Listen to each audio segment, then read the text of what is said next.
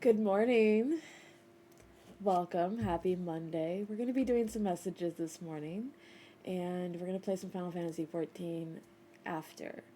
So, before we get into that, good morning. How did you sleep? How was your weekend? Did you have a good Valentine's Day? Um, how are you? Good morning. Good morning to Pisces and Florine. Thank you for being here. Um, there's one more thing I wanted to say, but it's not quite there yet. But good morning. We're going to get into messages in a minute, but good morning.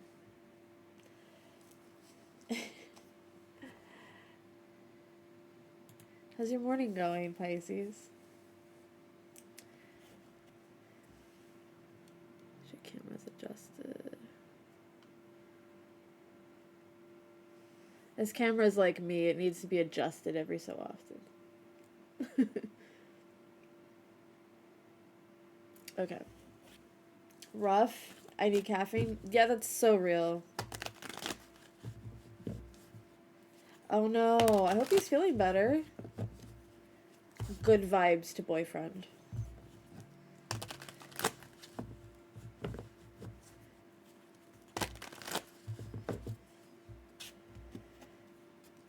And good morning to you both.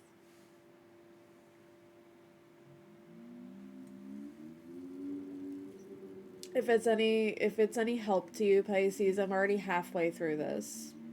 And I've been up since 9.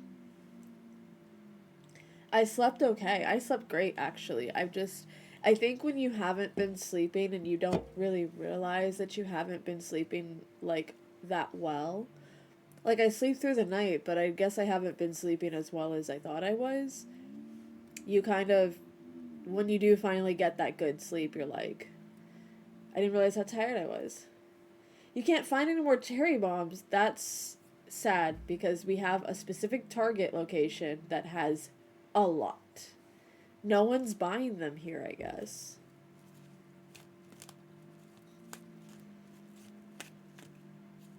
Oh, he's only feeling slightly better. Well, good vibes to him nonetheless. Send them to you? I will. I'm totally down to, like, legitimately send them to you. I also think Alani gave me a code or something that I can give you, but only you. Okay. Put that aside.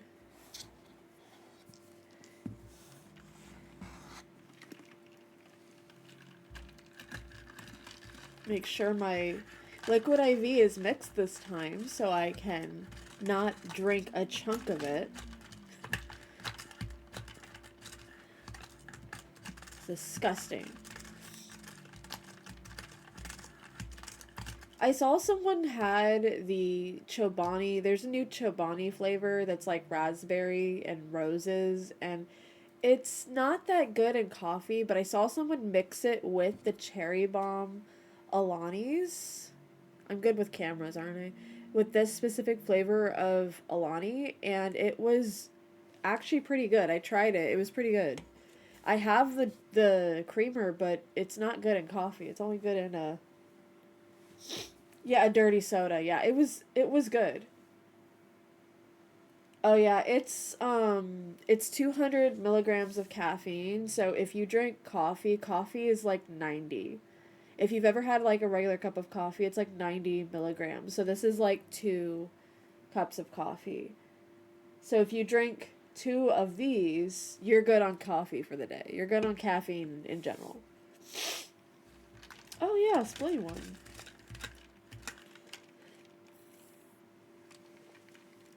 But yeah, I saw a bunch of people making dirty sodas with this specific flavor. They would take they could take like regular Chobani because I've been seeing them use Chobani primarily, and they they mixed it together with like other like syrups and stuff, and it looked really good. I tried it with the new Chobani and it was good because I already had it at my home, but it was really good. I don't drink soda.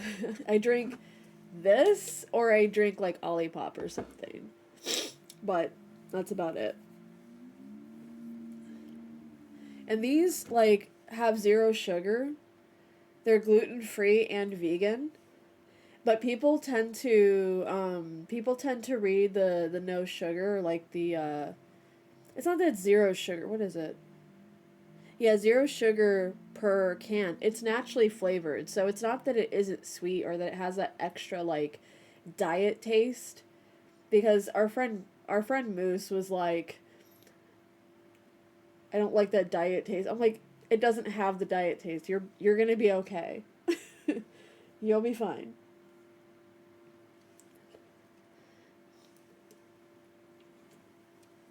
But yeah, we I accidentally got everybody I know into drinking Alani's, so good for me. Okay, so it's 10:15. I'm going to switch over. We're going to do some tarot messages for the week. These messages are going to be a little bit special because they're going to be including our solar eclipse tomorrow.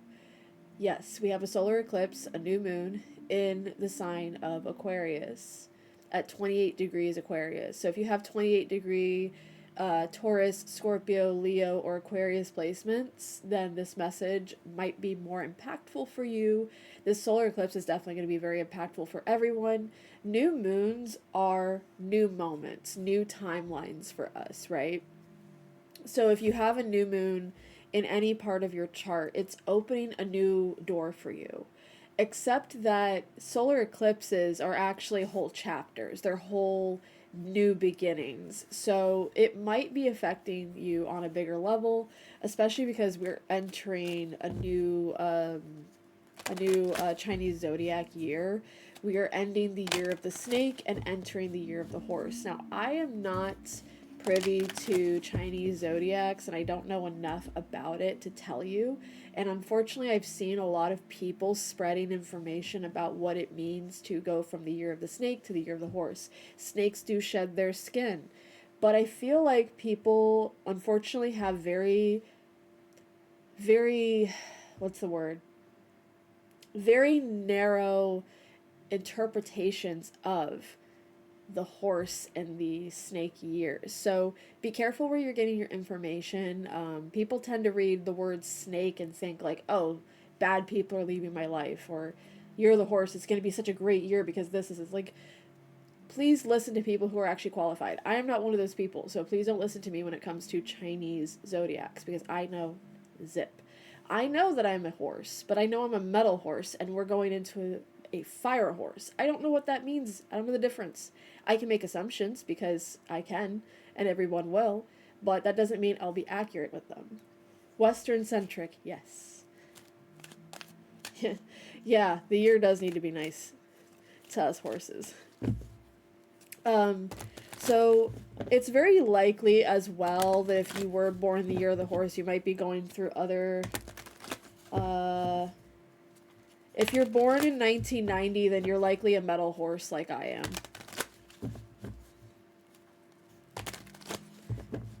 Because I think you and I are the same age.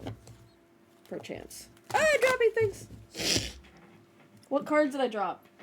I'm curious. Oh. Yeah, they have elements. Yeah. We're metal horses.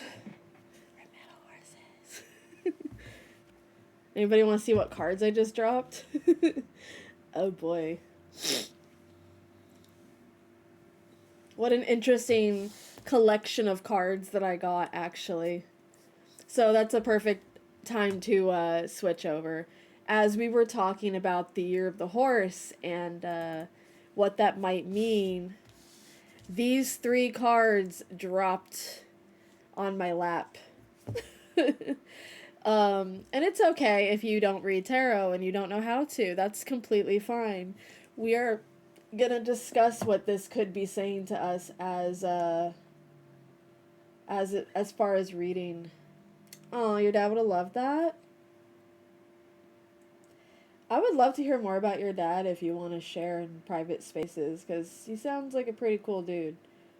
Okay, so let's go ahead and get into tarot. Now, when I'm talking about tarot, I would like to keep these subjects on top of the messages. So I don't mind jokes, I don't mind comments, I don't mind us sharing like, oh, that reminds me of an anime I watched, and something that's very much a reference to what we're talking about here. When we're doing tarot and we're doing any readings of any sort, whether it's paid, free content, whatever, I'd like to keep it on content or on theme of the content that we're doing, just because, thank you, Pisces, that is actually available to everyone. If you want to toggle the rules, that is what we have there, because it's not that I mind really people talking about other things in general, but when we're talking about tarot and stuff, I'd like to keep it on theme, so it's like we're not distracting anybody. People are actually able to like hear the messages, be ready to understand what the messages are.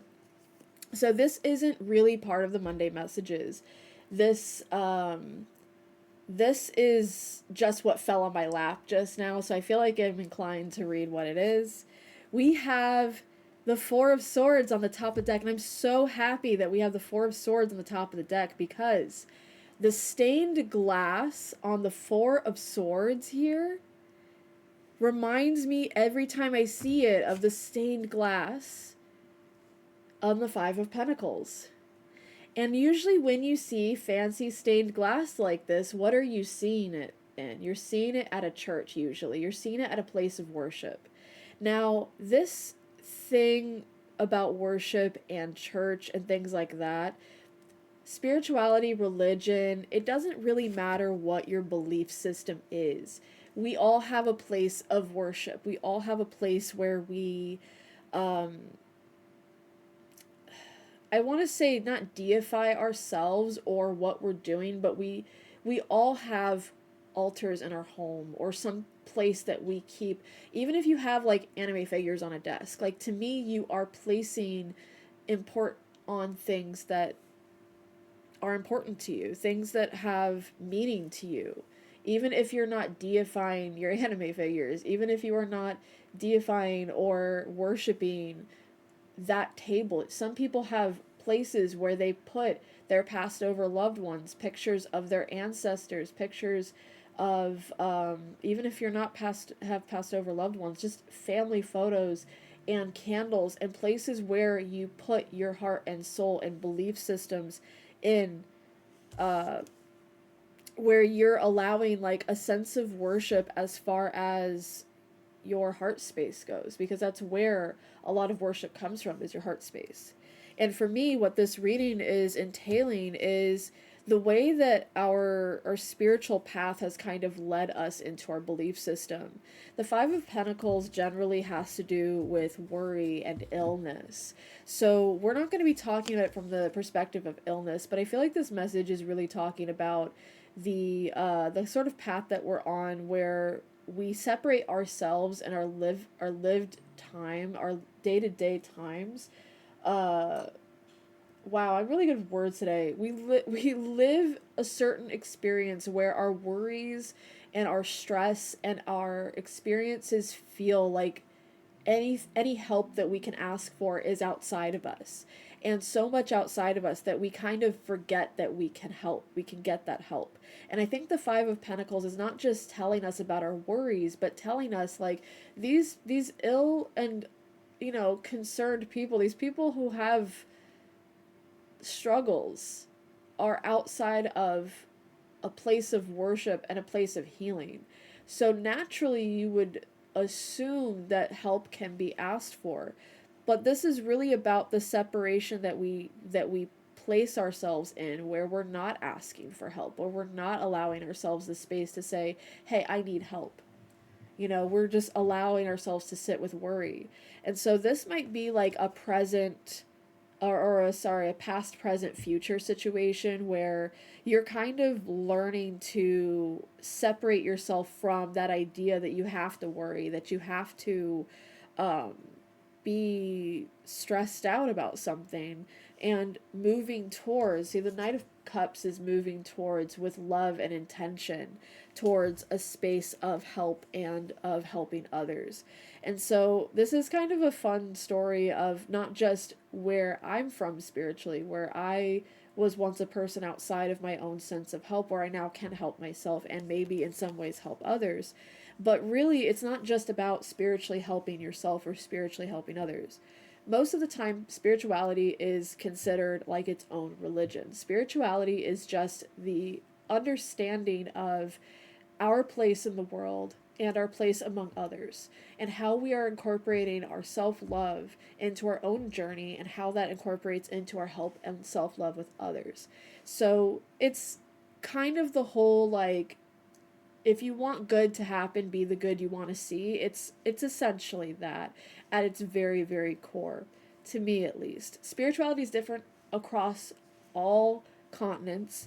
It expresses differently for everyone. With this energy specifically, I'm kind of feeling like it's talking about this year of the horse, because we were talking about the year of the horse when these cards fell on my lap, and I think that's interesting too because we have the moon card here, and the Lunar New Year, the Chinese New Year, is starting on a new moon, and it's a new beginning.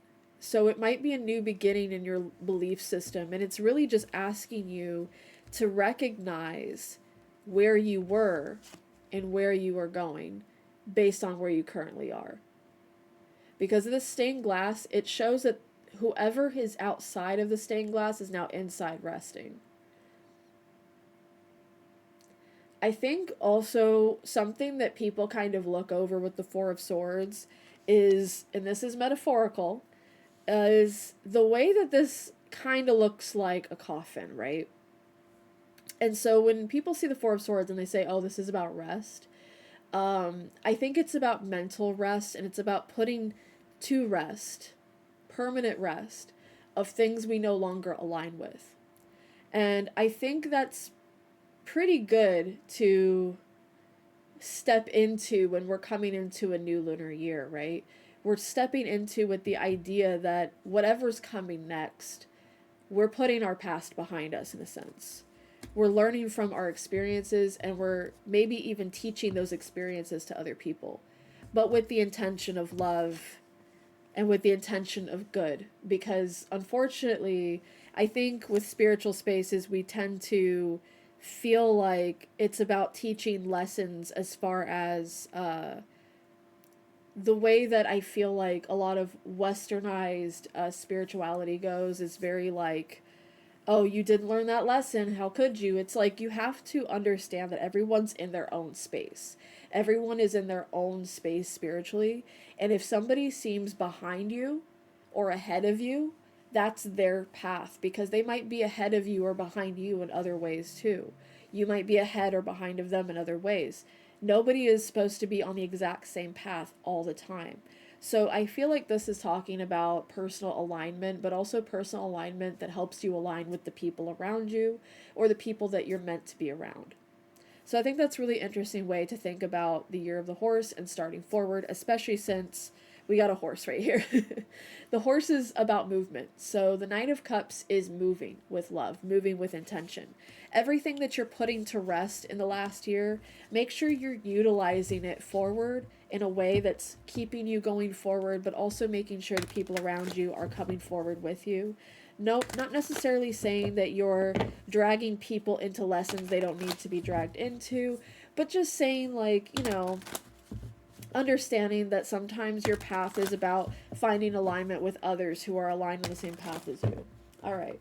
We're going to take a break from that. That is not officially the message for this week for the Year of the Horse. We're going to actually use our dice to see who is first on the list. I'm going to say fixed signs should be first, but we'll see what the dice say. And one moment. Hi, Elsie. Welcome in. Welcome home. Hope you're doing good. All right, so we're going to start on this dice. It's already rolled onto Aquarius, and that's the sign we're having the new moon in. So I kind of want to just stick to fixed signs first. Hope you're okay with that. If no one's okay with that, too bad, this is my stream. So we're going to actually be right back. 1 second.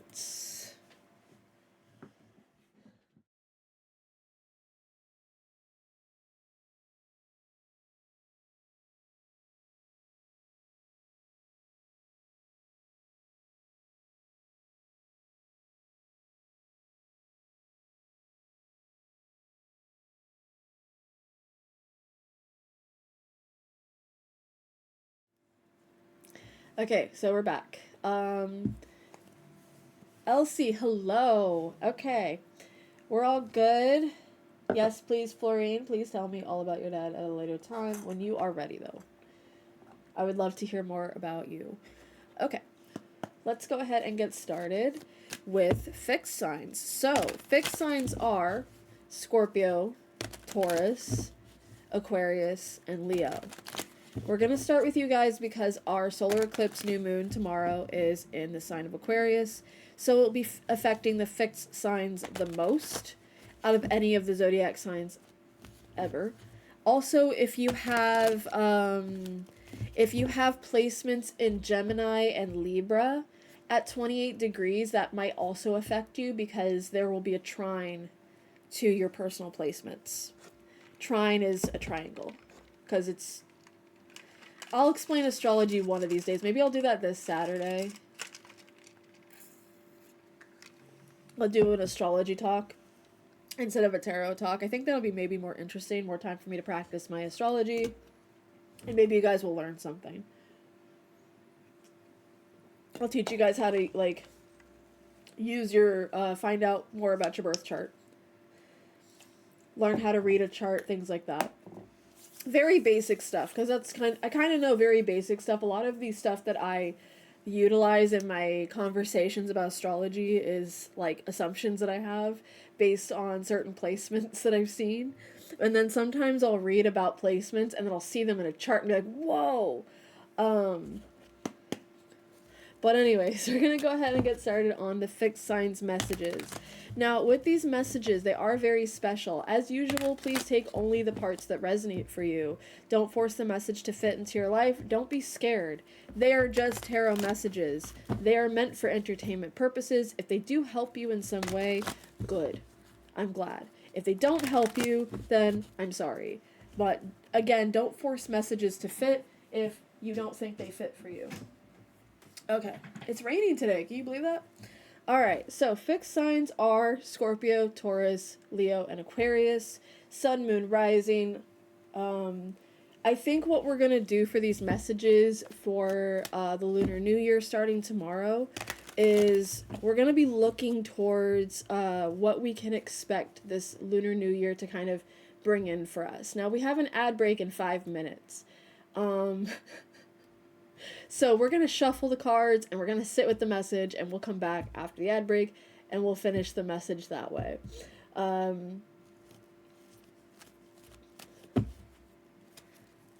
So we'll go ahead and get started.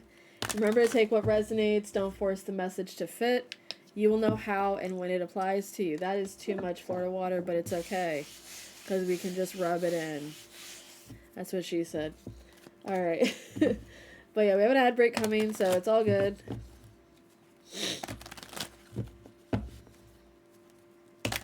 We're just going to deal with that wet spot here. It's fine.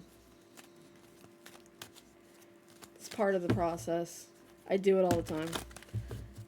Alright, fixed signs for tomorrow. Starting tomorrow, what is your message?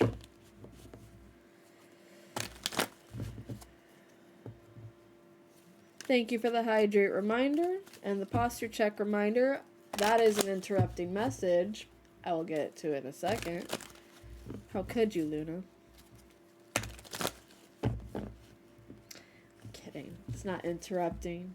It kind of is, though, because now I have to stop shuffling and stretch.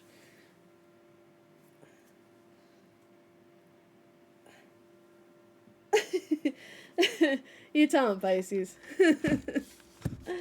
Alright.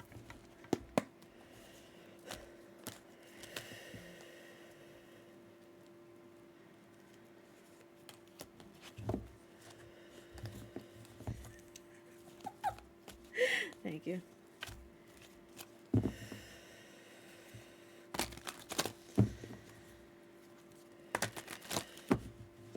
I'm going to take this a little slow because we have the ad break coming. It's okay. It's Monday. It's supposed to be a slow morning. It's supposed to be slow mornings in general.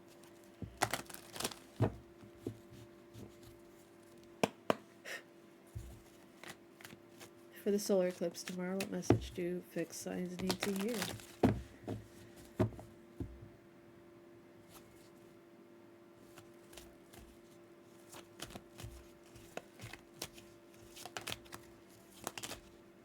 Interesting. Okay. So we have our cards. They went that way. We can see maybe two of them. At least one. For sure, you know what one of them is, right? Okay, so our first card is the Nine of Pentacles. Our second card is the Four of Cups. And our third card is the Sun. I like that, actually. For fixed signs, I like that a lot. I really, really like this message, and I'm going to tell you why after the ads. But the gist I'm getting from this is very much just take a day. Just take a day just for you. But we'll get into that. We'll get into that in a minute.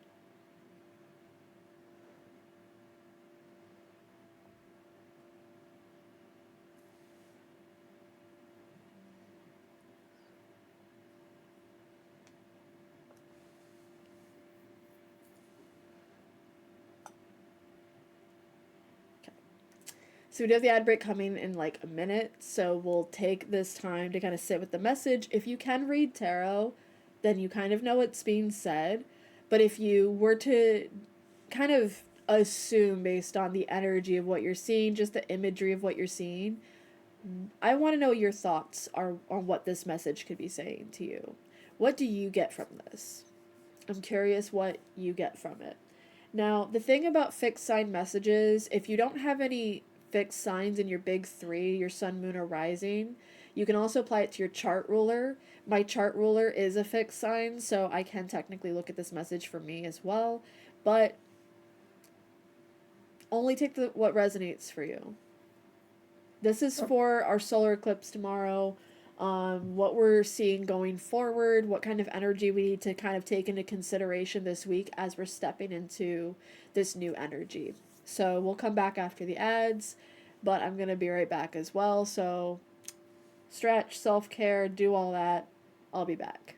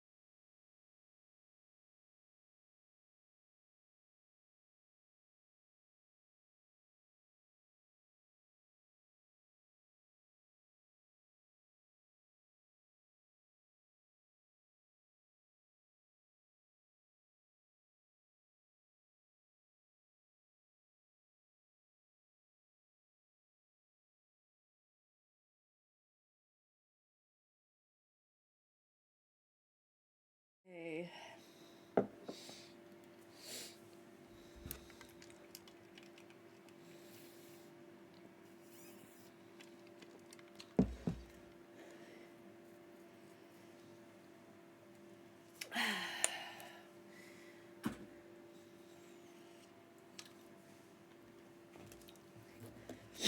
Oh, interesting.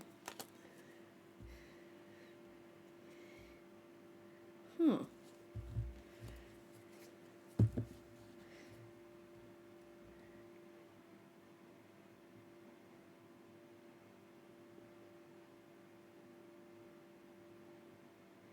Hi, welcome back.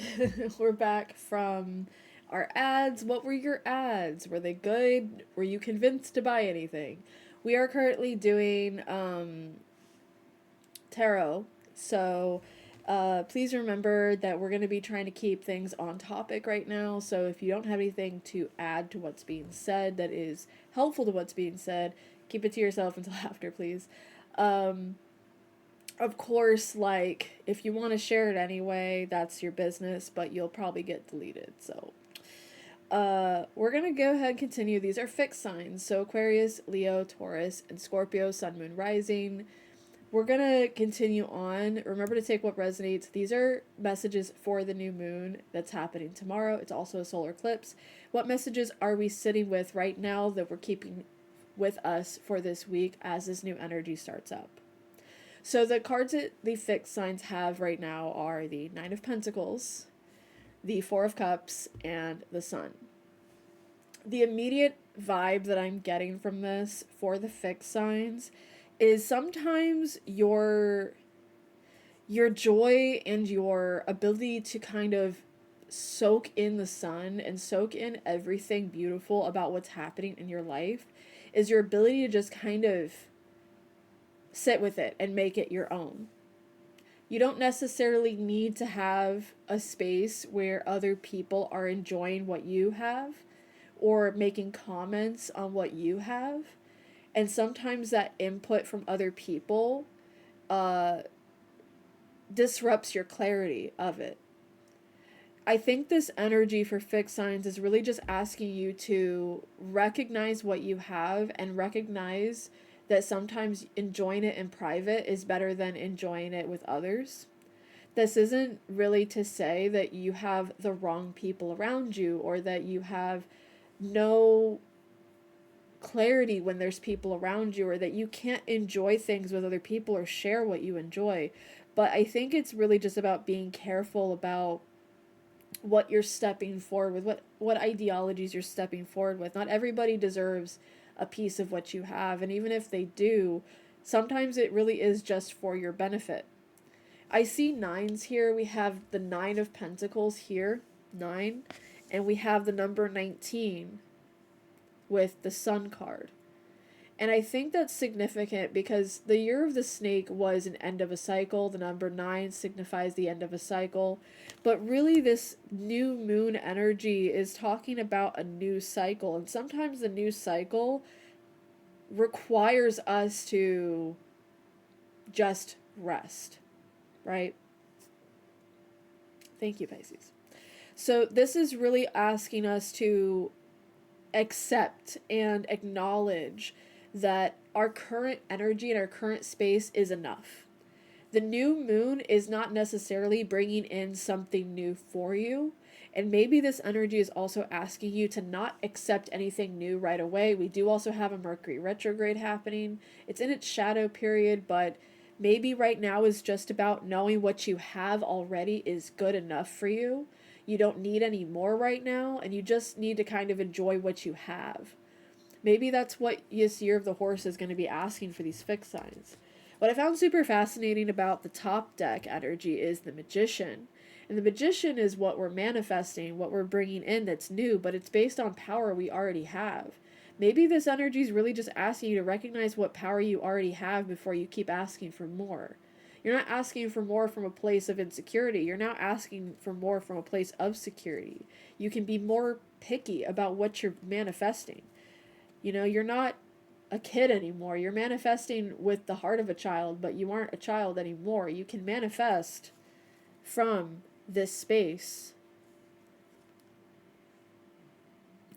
The joy that you have is going to be a great power for you. The celebratory friendships that you have are great power for you right now, fixed signs. Really sit with your gratitude over what you have right now, even if you're sitting with isolation over these things. This is like a good time for you to meditate more. This is a good time for you to spend time alone, essentially, and not necessarily because you want to be alone, just that sometimes you need to be in your own space, figure things out. sit with your feelings, especially if you have Virgo, Leo, or Cancer moon placements. I feel like this is very good for you to address certain emotional concerns you might be having so that if anything new does come in, you know exactly where it's sitting with you. You know exactly what you're manifesting and bringing in, and you know exactly what to say no to. So, this is overall an extremely positive message. You're just going to have to be a little bit picky right now with what you're calling in. So if you're writing intentions right now for the new moon, I would say to wait.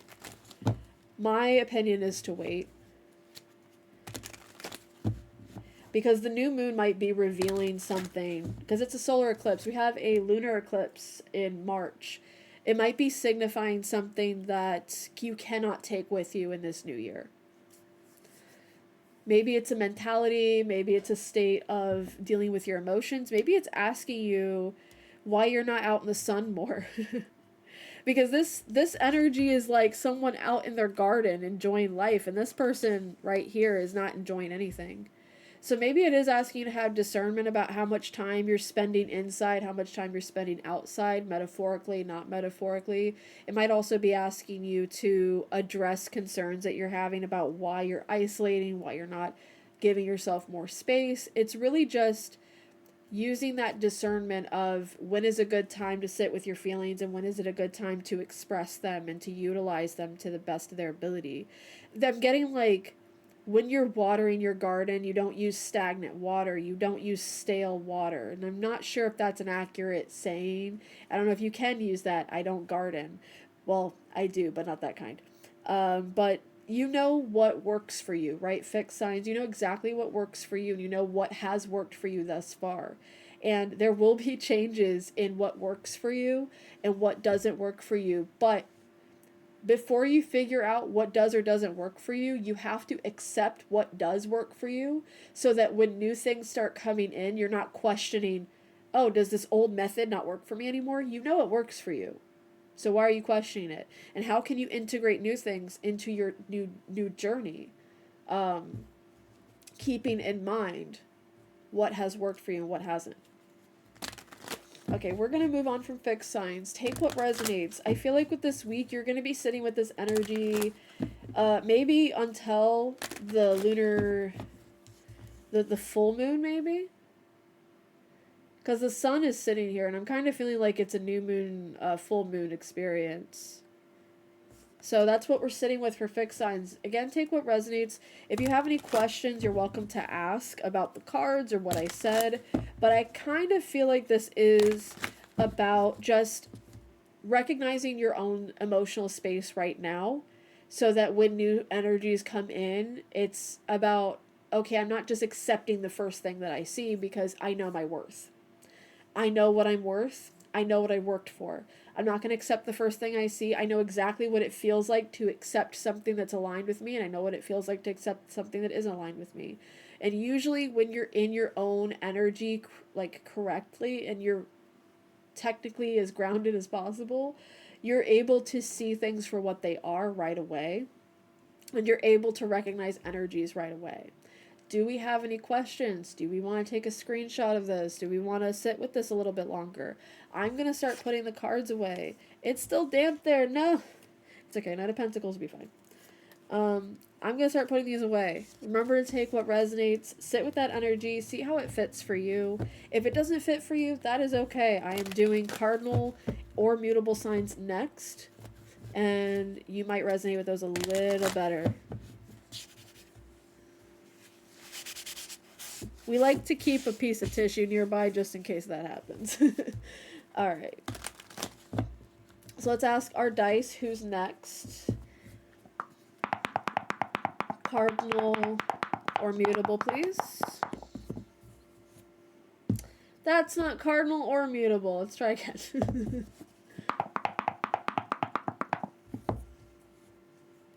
There we go. That's a little better. This is Aries.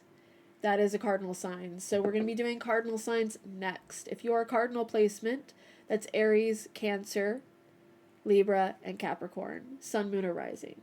Taurus does want more attention. But we're sadly doing cardinal signs. So Taurus is going to have to wait.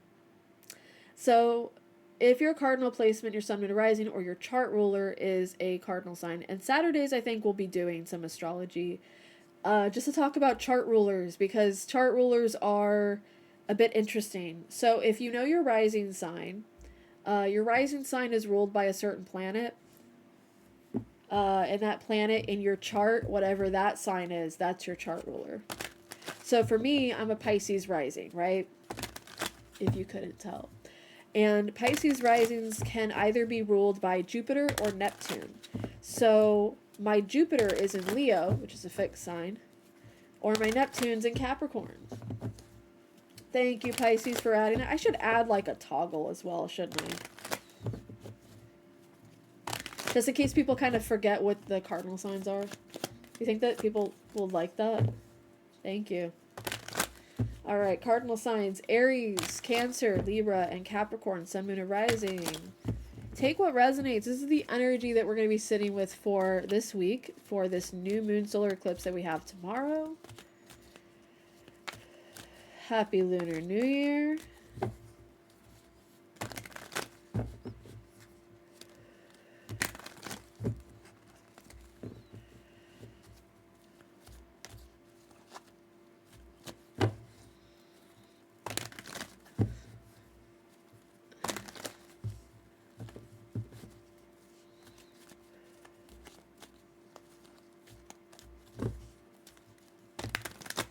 Cardinal signs, what is your message for this week?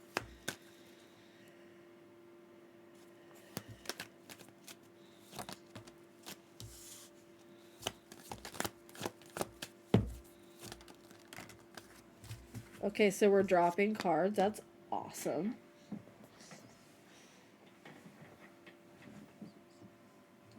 So I didn't really see how it fell, so we're not going to count it. Because reverse or not, it's going to make a difference. So we're going to see what that...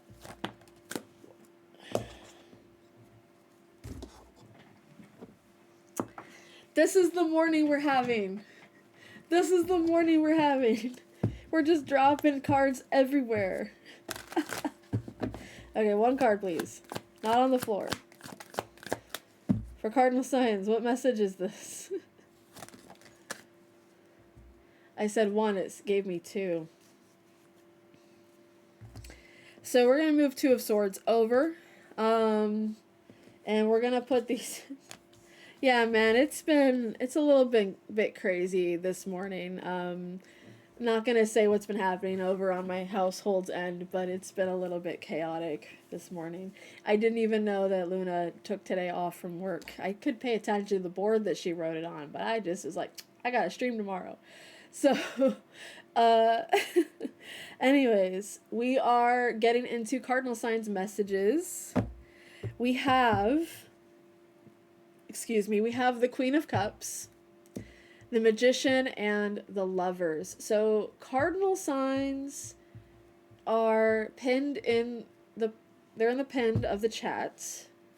We have the Knight of Swords on the top of the deck with the Queen of Swords on the bottom with the Fool card on under that. Okay. So what's interesting about the Two of Swords, I'm going to point that out first, is that it kind of, if you notice the moon in the back, it's kind of still calling to lunar energy. It's calling to our sense of intuition that isn't quite tapped in. When you see the moon in any of the cards, you're thinking about like how you can feel the call of your intuition guiding you, but this person here is way too focused on their options, right? They're too focused on their logical options that they can't really see because of that moon card. You can't really see what's in front of you. You can only feel. Hear, think, feel. You know what I'm saying? Are you picking up what I'm putting down? So I get sort of the vibe from the Queen of Swords here and the Fool card that this is absolutely new energy for cardinal signs. This is new alignment that you feel, that you can sense with your emotion, not with your logic. Your logic is not going to be the key point here. And that's going to be scary for cardinal signs because cardinal signs are the managers of the zodiac. They are always ready to figure out a method to get something done. If something is emotionally, mentally, physically like bothering them, they figure it out. They figure out a way to fix it. They figure out a way to get it done. But this is not about harmony in terms of what logically makes sense. Your logic is going to be your shadow. Your logic is going to be kind of your downfall this week. Your logic is not there to hold your hand this week, cardinal signs. You're going to want to act on your logic because of what's been done before, but you can kind of sense from this queen energy that this isn't about what's been done before. This is new territory. It's like if this old story came back and whooped your ass again, you don't have it in you anymore. You're grown now. You don't have it in you anymore. And so you're going to have to find harmony in ways that make sense outside of logic, make sense outside of the usual methods that you've used to get things done. Now, that is super vague, and I don't know what it could be dealing with, because the thing about the Queen of Cups, Magician, and the Lovers, it speaks very much towards like a romantic situation or a relationship of some kind. So the harmony is within your relationships, spending time with the people around you. You cannot just talk your way out of a situation. You have to kind of hold space for it. Hold space for the lyrics of Defying Gravity. Like, you have to hold space for, actually that meme actually makes quite a bit of sense here. You have to hold space for it, because if you want that harmony within your connections this week, because that's going to be the focus, you're going to want to ask yourself, what would I want? What would I want someone to do for me in this space? Emotionally speaking, not logically, not the best logical explanation for something. What is what you would want emotionally, harmoniously? Because again, emotions aren't going to, logic is not going to help you this week. Your intuition is, your emotional intuition is. So make sure you're tapped in emotionally. Make sure you're vibing with yourself. Make sure you are feeling good. Make sure you are tapping into harmony in all levels. I feel like that's kind of on par with the fixed sign message too. But also I think with the fixed sign message, it wasn't about a lack of logic or that logic was not going to be necessary. I think that logic was just going to be not useful yet. But it feels like in this energy, logic is not useful at all. So fixed signs, wait for your logic to make sense. Cardinal signs, your logic won't make sense, period. Okay? Cardinal signs, you need to be a little bit more emotionally present this week, is what this message is telling me. I like how I'm cutting the deck just for like clues of what else could be going on for you guys. We have the Wheel of Fortune on the very center. So this is a good week for you guys emotionally, for joy and harmony, but logic will not be making much of a sense this week. Logic will not be very present for you this week, cardinal signs. If you'd like to take a screenshot of this, please do. If you'd like to sit with it a little bit longer, please do. I'm going to kind of start cleansing the deck and getting ready for mutable signs, because I am so curious what energy we are sitting with this week. But again, cardinal signs, give yourself space to like relax, be emotionally invested in your connections, be emotionally invested in your desires. Be emotionally invested this week, cardinal signs. Not logically invested, emotionally invested. You've spent a lot of time. Hello? I like how it actually triggered both of them. The Ko-fi Streambot decided to actually work with us today. Awesome. It said fuck you, actually. So cardinal signs, feel your feelings, your emotions, the things you desire are important this week. I feel like cardinal signs, this is saying that you're going to get a huge desire this week. Whatever you've been really wanting and desiring, there's harmony for it this week. The big thing that you've been asking for, good this week, whether that has to do with romantic love or not, This is love. This is love of the self, love of the people around you, harmony of all kinds, okay? This is very positive energy so far. We're going to do mutable signs next. Mutable signs are last. If you're just coming in, welcome. We're about to do mutable signs. If you aren't just coming in, you've been here for a minute, thank you. And I want to very quickly, before we do anything else, do a nice little shout out to my mod, Pisces. Thank you for being here. Please go support them. Oh my god, are you not going to work with me today? Thank you. God damn. Oh my god, they've been playing Final Fantasy XIV online. I've heard so much about that game. Did you know it has a free trial? Up to level 70. If you don't play it, you should. But yes, thank you to Pisces. Wonderful mod, wonderful person. Of course. You know I love you. Okay. Mutable signs. Are you ready? Now remember, if you're a mutable sign, you are either a Virgo, Pisces, Gemini, or Sagittarius. It rolled to Gemini. Of course it did. So with mutable signs, it can also be your chart ruler. So if you have mostly fixed or cardinal signs in your chart, but then like your rising sign is, let's say your rising sign is Sagittarius, you are a mutable sign. If you're any other placement but your chart ruler is in a mutable sign, then it can apply to you as well. I'll explain everything about astrology on Saturday. Saturdays are our divination days. We can do readings. We can do learn a tarot card. I might pick to do both. I might do like 1 hour of tarot learning or 1 hour of astrology learning. Just, just to see. All right. Let's see what energy we're sitting with this week for the mutable signs. Remember to take what resonates and leave the rest. These are general messages, so please don't force them into your life in a way that does not make sense for your experiences. And happy Lunar or Chinese New Year, depending on who you are, where you're from. I hope it's great. I hope the solar eclipse is wonderful. We have an ad break in 5 minutes. So we will be shuffling the cards and then taking that break, and then we will have cards being thrown at us. Okay, cool. Thank you. It's my guides being like, you should take a break. Fine. So we will go ahead and do that. Remember to stretch and hydrate. Take care of yourself. That must mean this reading's going to be a doozy, because their guides are like, it's the mutable sign one. We did it last for a reason, because it's going to be a doozy. And I'm like, oh boy. So let's go ahead and take that break.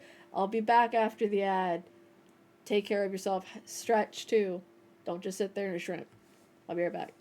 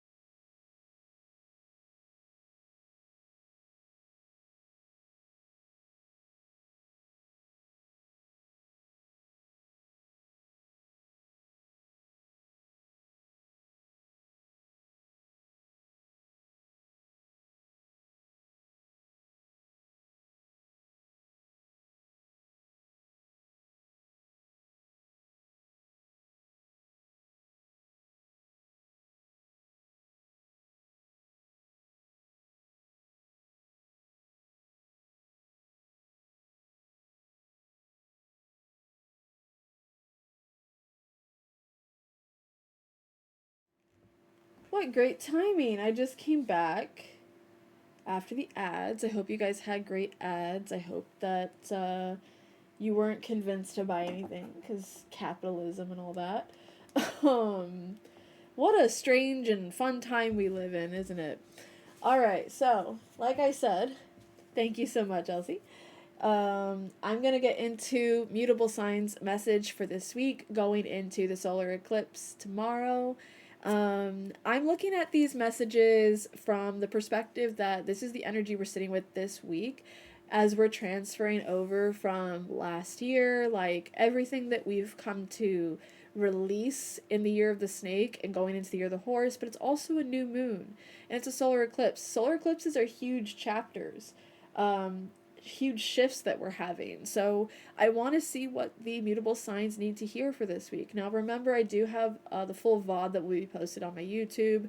When the chance comes, I will do that. I will upload it as soon as I'm done with stream. But hopefully these messages are making sense for everybody and helping whoever they need to help. Remember to only take the parts that resonate. These are going to be our mutable sign messages. So if you are a Virgo, Pisces, Gemini, or Sagittarius in your sun, moon, or rising, you can also apply it to your chart ruler.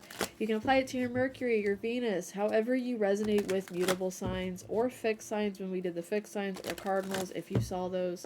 We are going to get into mutables though. Whatever the mutables need to hear this week, what energy are we sitting with going into this solar eclipse tomorrow? Happy Lunar New Year or Chinese New Year for those who celebrate. Let's go ahead and get into this mutable sign message.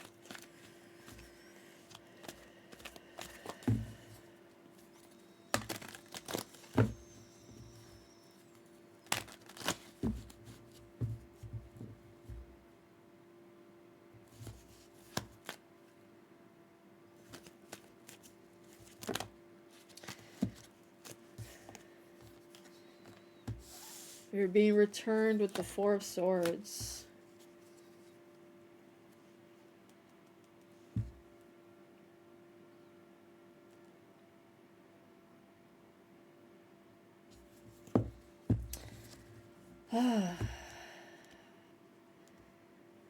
Wow. Let's just sit with that for a second, shall we? It looks messier than it probably is for the mutable signs. Right before I started shuffling out the cards, I heard very loudly in my head, don't take it personally. So that might be for you, that might be for me. I am heavily mutable in my chart. I have 3 Virgo placements, and I have a Gemini Mars.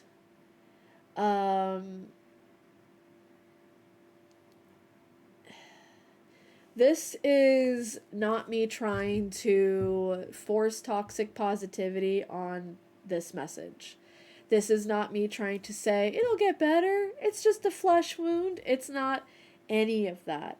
I think primarily what this energy is suggesting is the different stages of grief when it comes to releasing old habits and old energies. Don't take it personally, is what I heard before these cards came out. And usually when I hear a message, it's not just for me, it's for everybody. Don't take it personally. Meaning when you see this energy, this is not the most positive reading, okay? This is not something that I can spin super positively.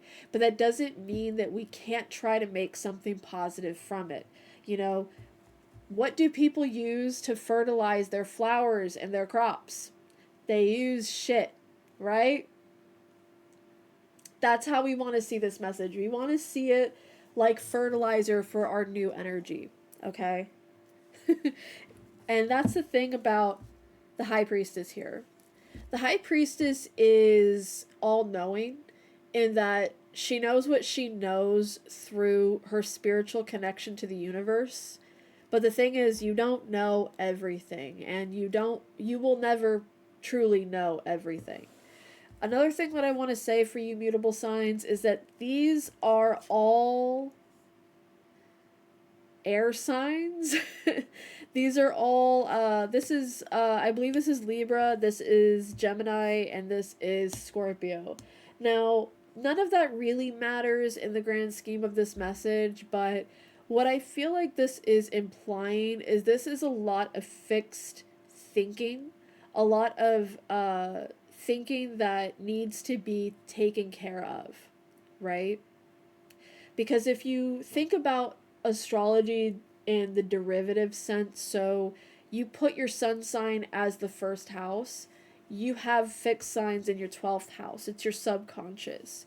This to me is talking about that 12th house energy of what we subconsciously do to ourselves.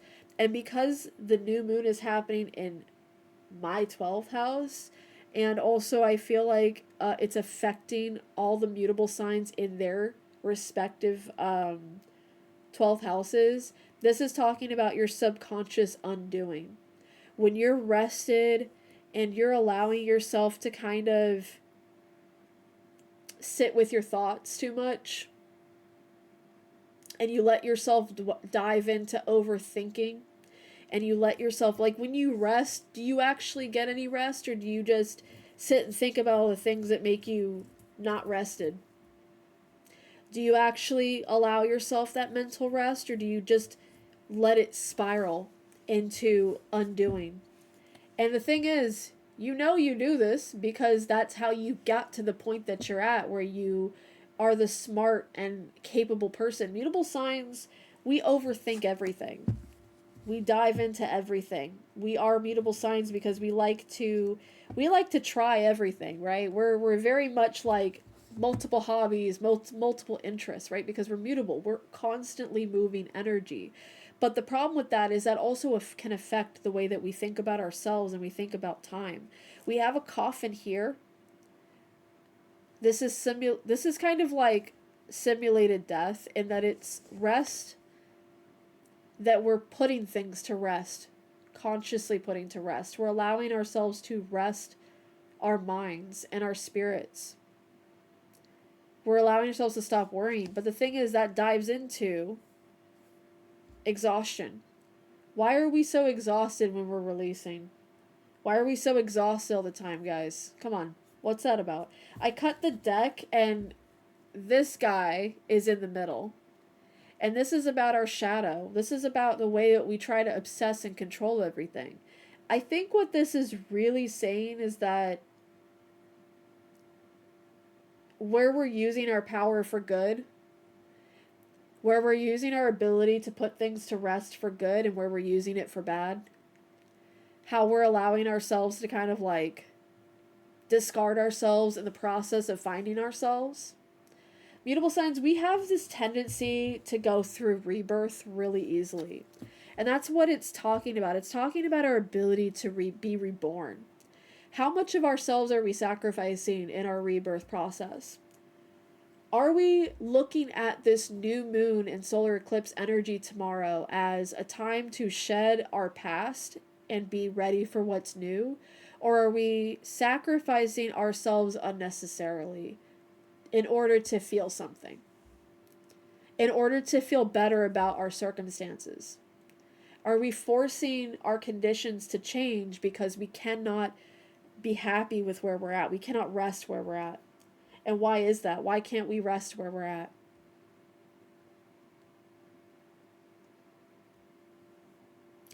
It's no wonder my guides told me to like take a break before I did this message, because I would have definitely took this really badly by seeing these cards. But these cards are not bad. There's no bad tarot card, okay? There's no evil tarot card.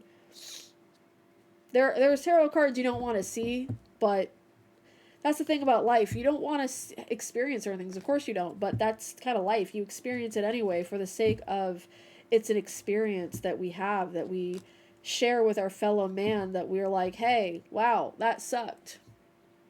And the devil card is not really the devil from the Bible. It's more like an energy of our shadow. The death can be literal, yeah, but it's more figurative. Most of the time the tarot cards are figurative. I saw somebody say the Five of Swords can sometimes be sexual assault. And while I can see that as the Five of Swords, I don't necessarily think so, but I think like it really depends on the energy surrounding it. Okay, so what I want to step forward and say, we live in unprecedented times.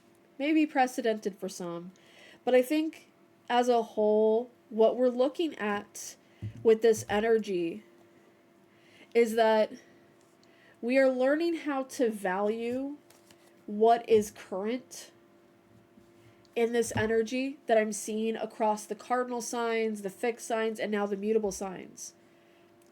This is telling me to stay present. This is telling all of us to stay current, because I noticed something consistently with all of the cards. We have at least 1, 9, or 10 card that shows we are closing a cycle, but also a 4.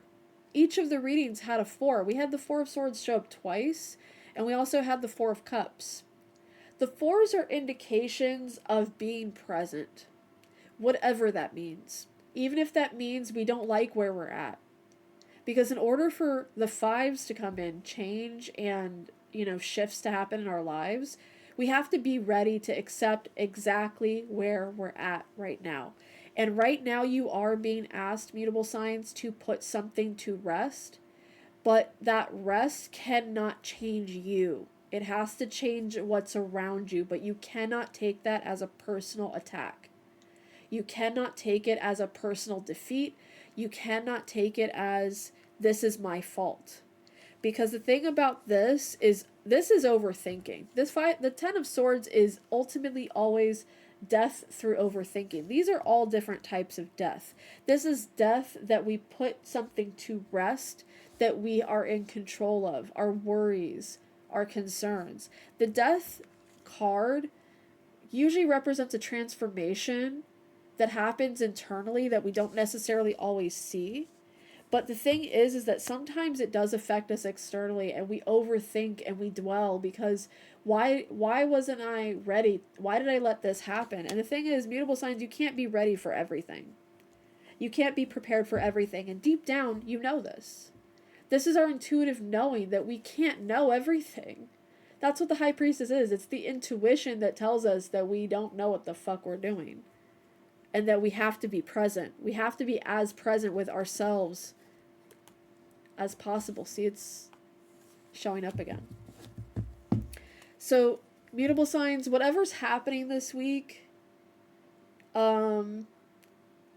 rest your mind and spirit about it, because there is going to be some transformation and you are going to be feeling the impact of it, but I cannot tell you right now what it is. Just don't overthink it. Don't dwell on it. On Saturdays, we will do a recap of the week, what this energy has been sitting with, and then we'll talk about astrology on Saturday as well.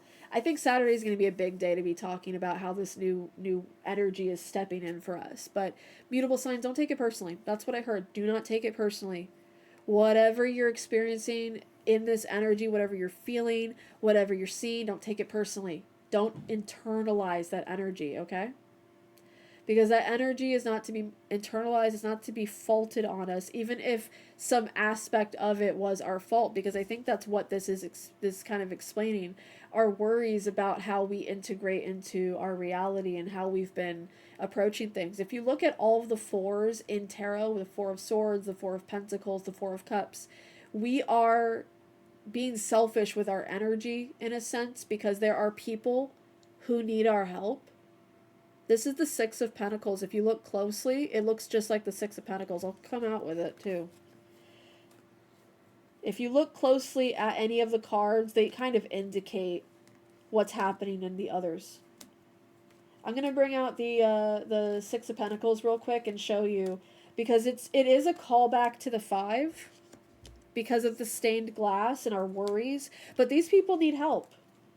But we're not ready to help them. And the thing is, this can also be you. You're not ready to help yourself right now. You are not in a space to help yourself the way that you need to with this energy.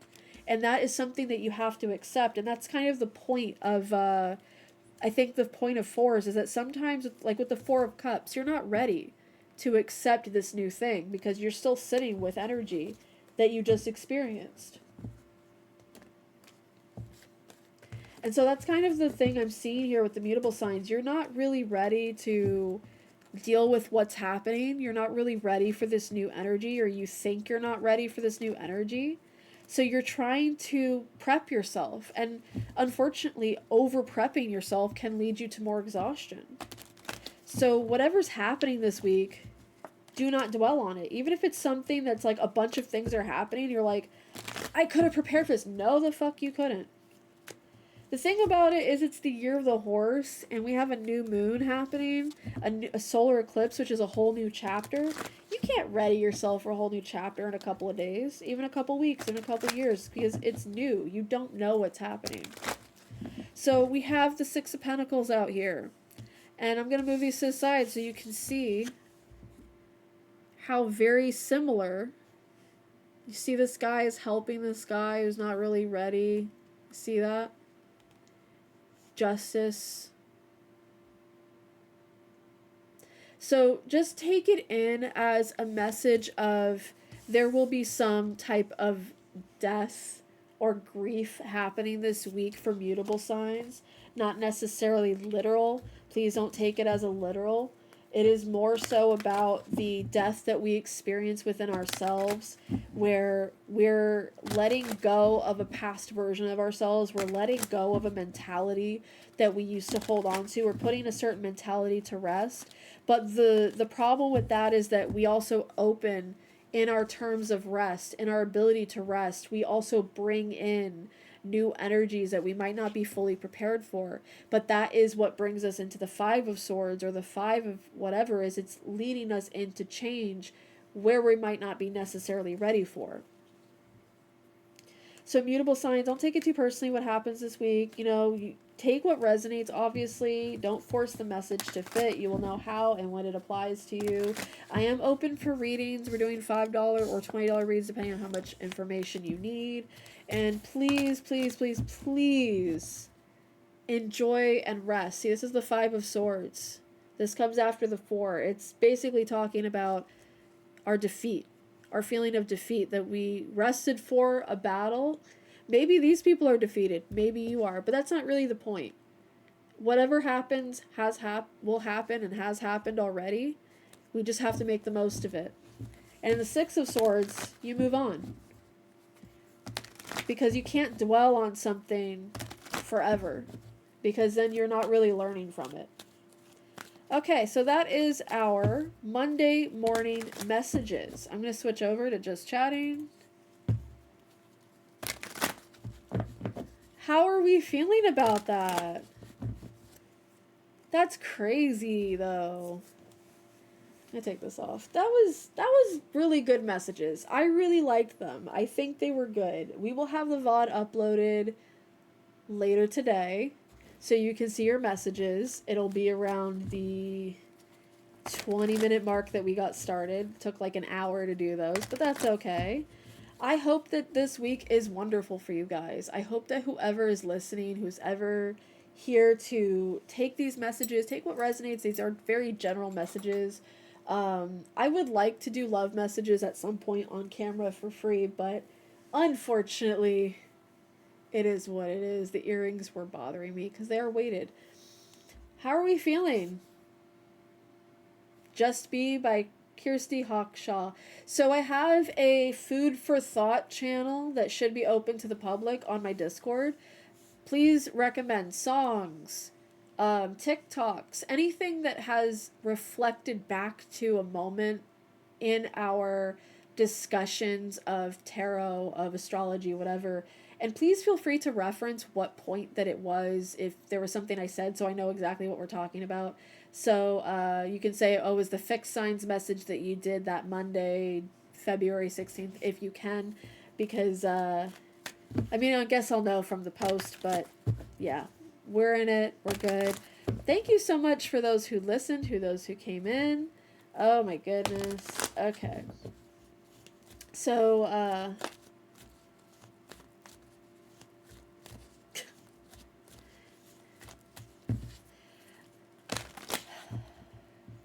yeah, it should be in the Discord. Discord. There we go. Yeah, the Discord should have under the tarot and like spiritual stuff. There will be a section called Food for Thought, and we have TikToks in there. We have kind of just anything that you're seeing in my streams, and if it reminds you of like a TV show that you watched or something, or an episode of a TV show you watched, and somebody can be like, "Oh my God, I've seen that show," or just kind of engaging from the perspective of how do you relate to what we talked about, or anything that you might see that feels spiritual in nature. You're welcome to share it in that chat. Okay, how are we feeling? How are we doing? How were those messages? Do we feel ready to play some Final Fantasy XIV? I have a Lalafell that I want to level up a little bit today, and I also have some gathering I want to do on her, and maybe just kind of chill, hang out, talk about the game, because I really, really, really like Final Fantasy XIV. If you don't know anything about me, I am a huge nerd when it comes to Final Fantasy games in general, especially 14. Um, it's funny because I got to the game, couldn't really stick to it because I couldn't find like it's an MMO. You want to play with other people, but then I couldn't really find other people I wanted to play with. And then I took a break. I took a really long hiatus because I was just busy with other things in life. And I met a streamer and we became friends, and the rest is history. And now they mod for me. I mod for them too. That's how this all started. But we're going to get into Final Fantasy XIV in a minute. I just want to kind of ask you guys how you're feeling with those messages, what you're hoping to bring in this coming week.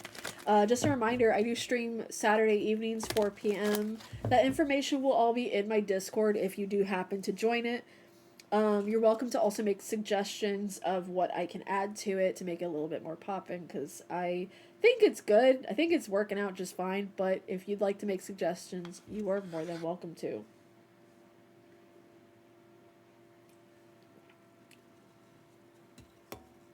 All right. Okay. So we are going to switch over, and feel free to let me know how everything's going on your end as far as how these messages are sitting with you, how you're feeling this week is going to go for you. We have an ad starting in 5 minutes, so we're going to have to wait. But yeah, let me know how you're doing. Let me know how those messages sat with you. Let me know if there was a point that you didn't really pick up on. If you have questions about them, let me know.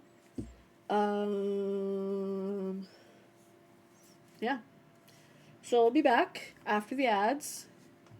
Feel free to stretch, hydrate. I know some of you don't. Uh, that's just for Luna.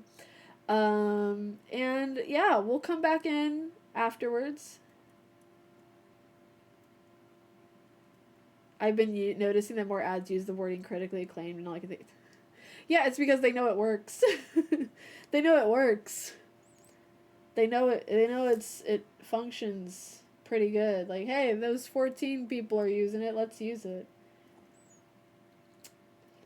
Whatever works. All right, we'll be back after the ads. The ads start in like 4 minutes. I'm gonna be right back. We'll come back, and we will play some Final Fantasy XIV if you've heard of it. All right, take care of yourselves. I'll be back.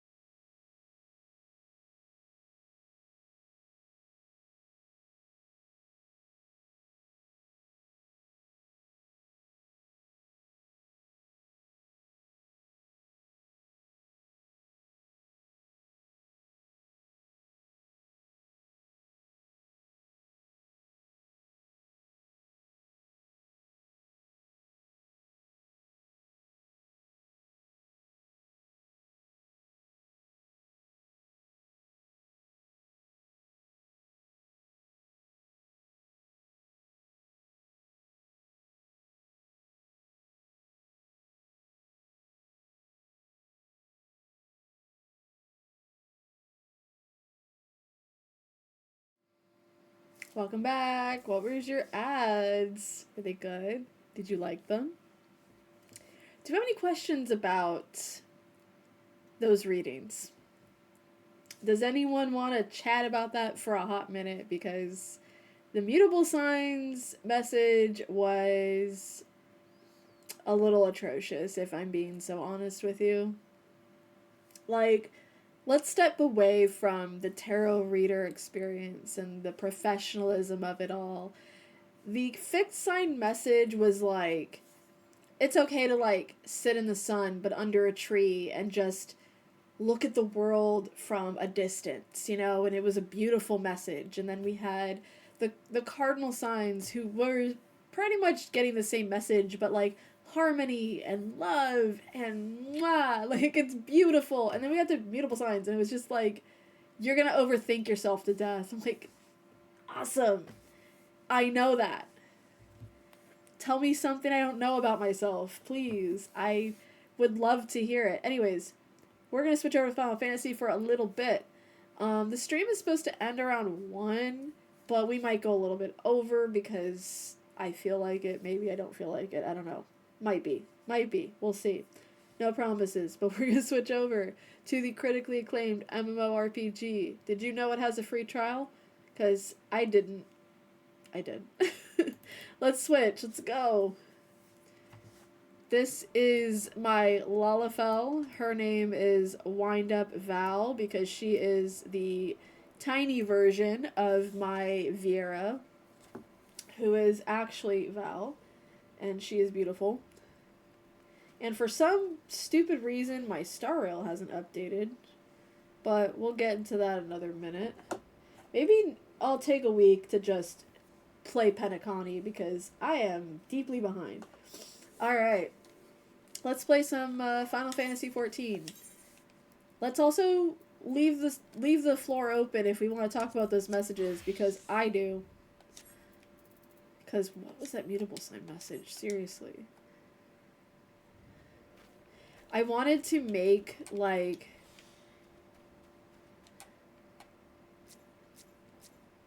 His name is Pop-Tart. Anyways, that's a beautiful... I love when Lalafells have cute names, like Pop-Tart. But yeah, I was gonna make a special glam for her gathering, so she'd look really cute. But unfortunately, I don't have the materials for it, so we're gonna go gather the materials for it. And that's what we're doing the rest of the stream. Isn't that fun? It's fun, right? Yeah. I need straw.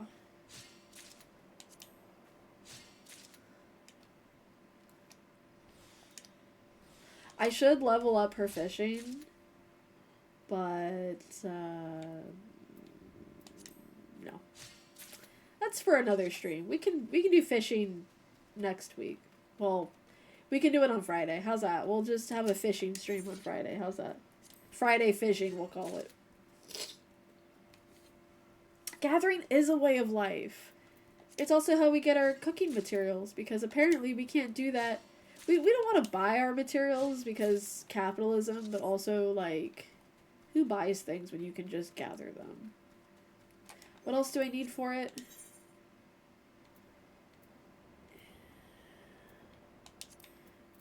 Where is it?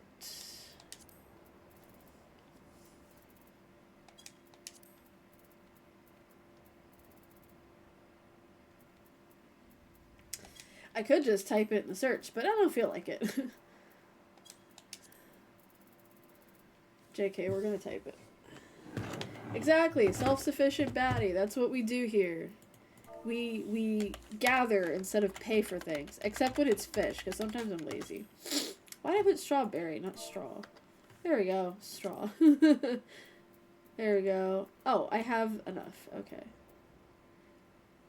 It's a level 11 craft.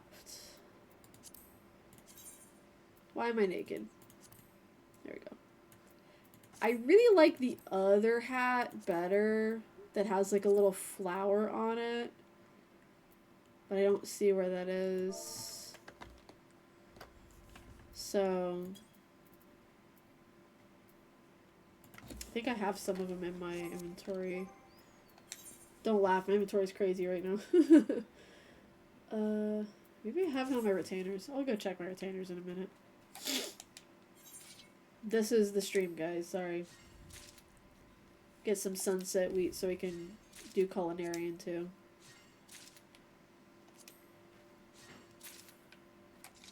Do you have a favorite crafting class if you play this game? Because I do. And it's culinarian. Because cooking is cool. Being good at cooking would be cool if I could, but that's a practice thing too.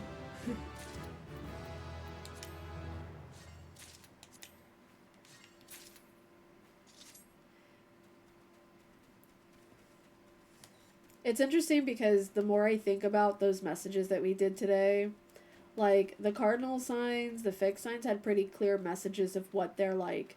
What are we manifesting into this new year? What are we bringing in? What are we ready for?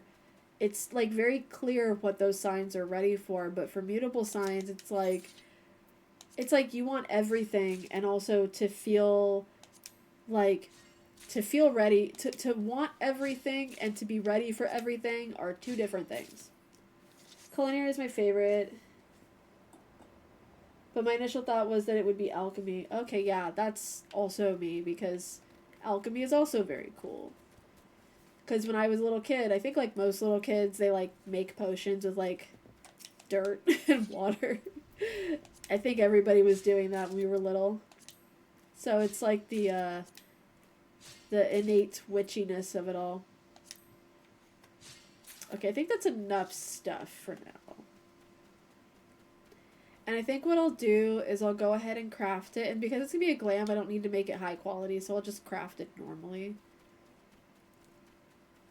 And then we'll see.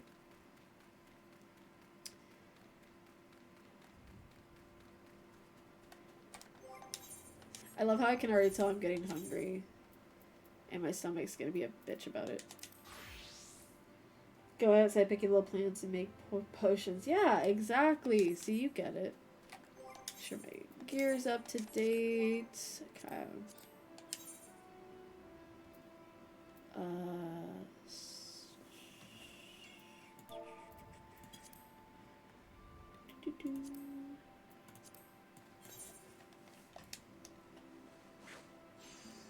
Those little yeah, exactly. Did I click the straw hat one? I kind of want to find the other one with the flowers on it. I mean, we can do both, but... Is it Stable Hands hat? No. It might not be till later levels that I can't make it yet, but I would love to make...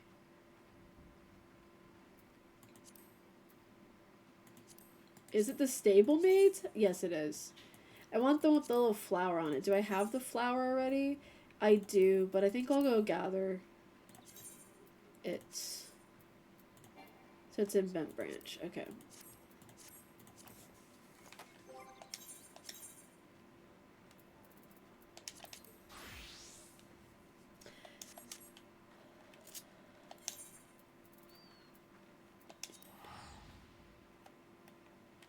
She's so cute.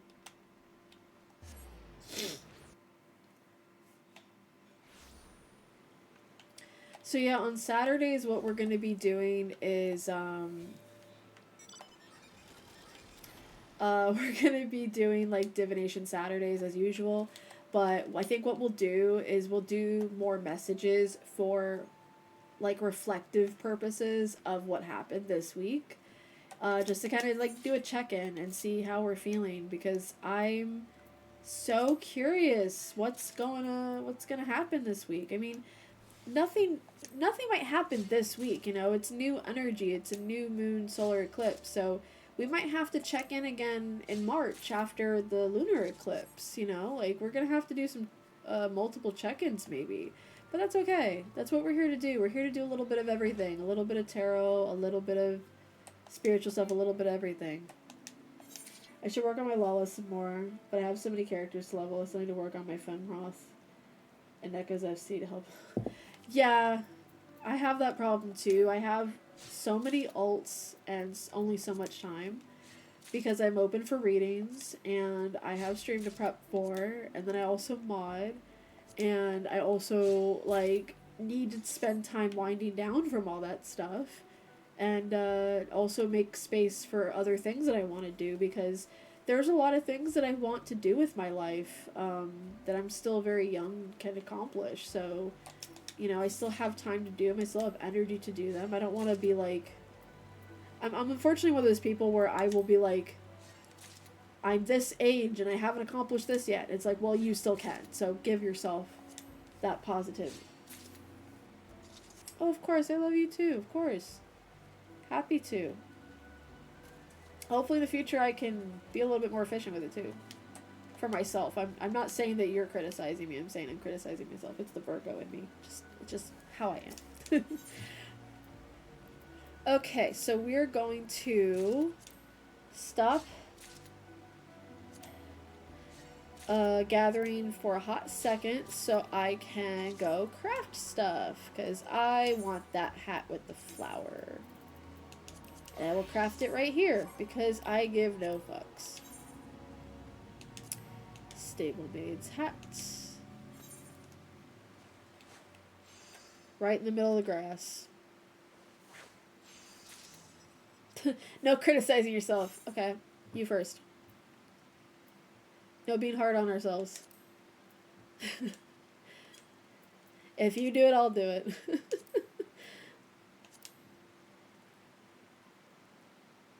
Yeah, it's... I think everybody kind of goes through like, man, I really wish I had done this already. I wish I had done this already. I got universe. Yeah, of course you did. Because I know. I know how I am, and I'm honest with myself about who I am. And the second I got more honest with myself about who I am, I started meeting more people like me that not only kept me humble, but also made me feel better about who I was and made me feel ultimately happier with where I was in life, because no matter where you are in your life, you will always feel behind. I've met people who were way further ahead than me, and I felt like I was behind, and then I would hear them talk about themselves and their journey and just feel like, oh, well, I don't feel that behind after all, because their confidence in themselves, like my confidence in myself, I think is pretty solid when it comes to like general life things, when it comes to like relationships, it's a whole other story, like friendships and romantic partners. But like it really just depends, because everyone is on their own path, and that's why you can't really compare yourself either to other people or to your old self, because you're none of those people. You're you right now. I need diorite webs for the next thing. And I think they're in Bent Branch, but I think they're also in the higher level areas. So I think I need to change to a hunting class and go get... Could do it on Lancer and level that up.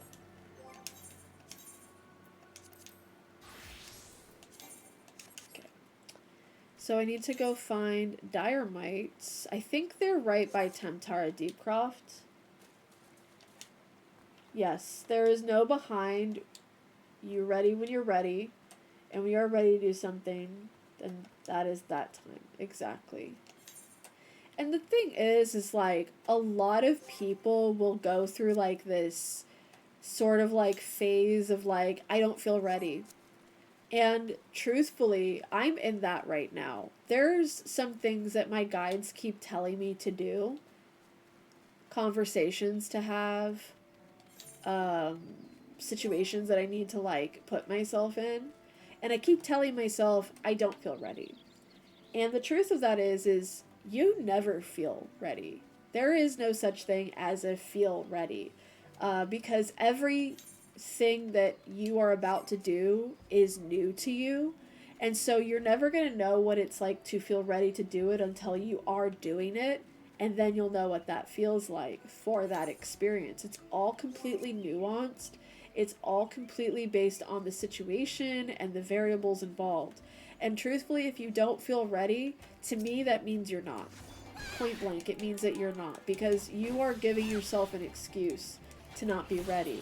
And that means that if you do actually decide to do it anyway, you might be forcing yourself out of alignment. You might be feeling not right. Like, the thing is, like, it really just depends. To me, I think that risks are worth taking most of the time. But if you have variables in your life that are making you second guess what you're doing, then it's okay also to take time to second guess those things. But never second guess yourself.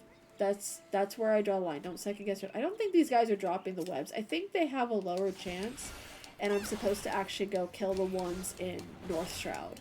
Because the ones in North Shroud, I think, have a better rate up for it. So we're going to go to North Shroud, and they're going to be a little bit harder to kill. Not harder, but just, like, they're a little tankier. But it's okay, because that's what we're here to do. We're here to level up and learn and experience. But yeah, there's no such thing as being behind. And people are going to tell you that all your life, and you're going to feel behind anyway. And I'm going to tell you right now, the more you let yourself feel behind, that's actually what keeps you feeling behind. The reason that people keep telling you that you're not behind and you're not believing it is because you have to teach yourself that you're not behind. Our society kind of puts labels on, oh, you're supposed to have accomplished this at this age, you're supposed to have done this. Like, sure, Jan. Like, sure. Most people, yeah, sure. Like, you graduate high school, you go to college, you find love of your life, you get married, you have kids. Like, sure. But not everybody has that opportunity. Not everybody will.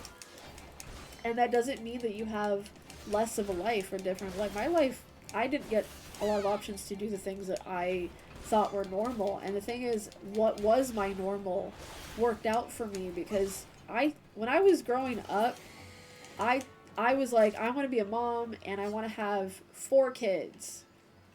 I was like so sure. I was like, I want 4 kids exactly. And I told myself that I have to heal my inner child wounds, though, because I did not have a great mom. And I was afraid of projecting that onto my kids. And in my process of healing my inner child and experiencing what I experienced, I realized pretty early on that I did not want to have kids at all. Now, of course, I still have moments where I'm like, I think I still want at least one, but I'm not that certain of it, and I'd rather not have any kids than be uncertain of it.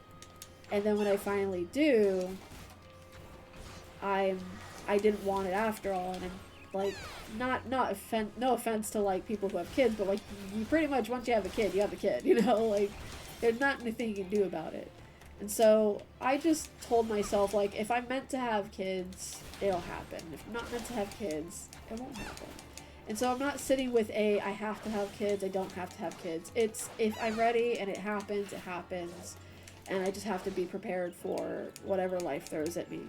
But being prepared for what life throws at you is not about thinking up strategies or assuming certain situations are going to be a certain way. You just have to be ready to trust yourself or not trust yourself. I got 4 Diorite webs just killing those guys. So definitely a better ratio. Thank you for the hydrate reminder. Please also hydrate.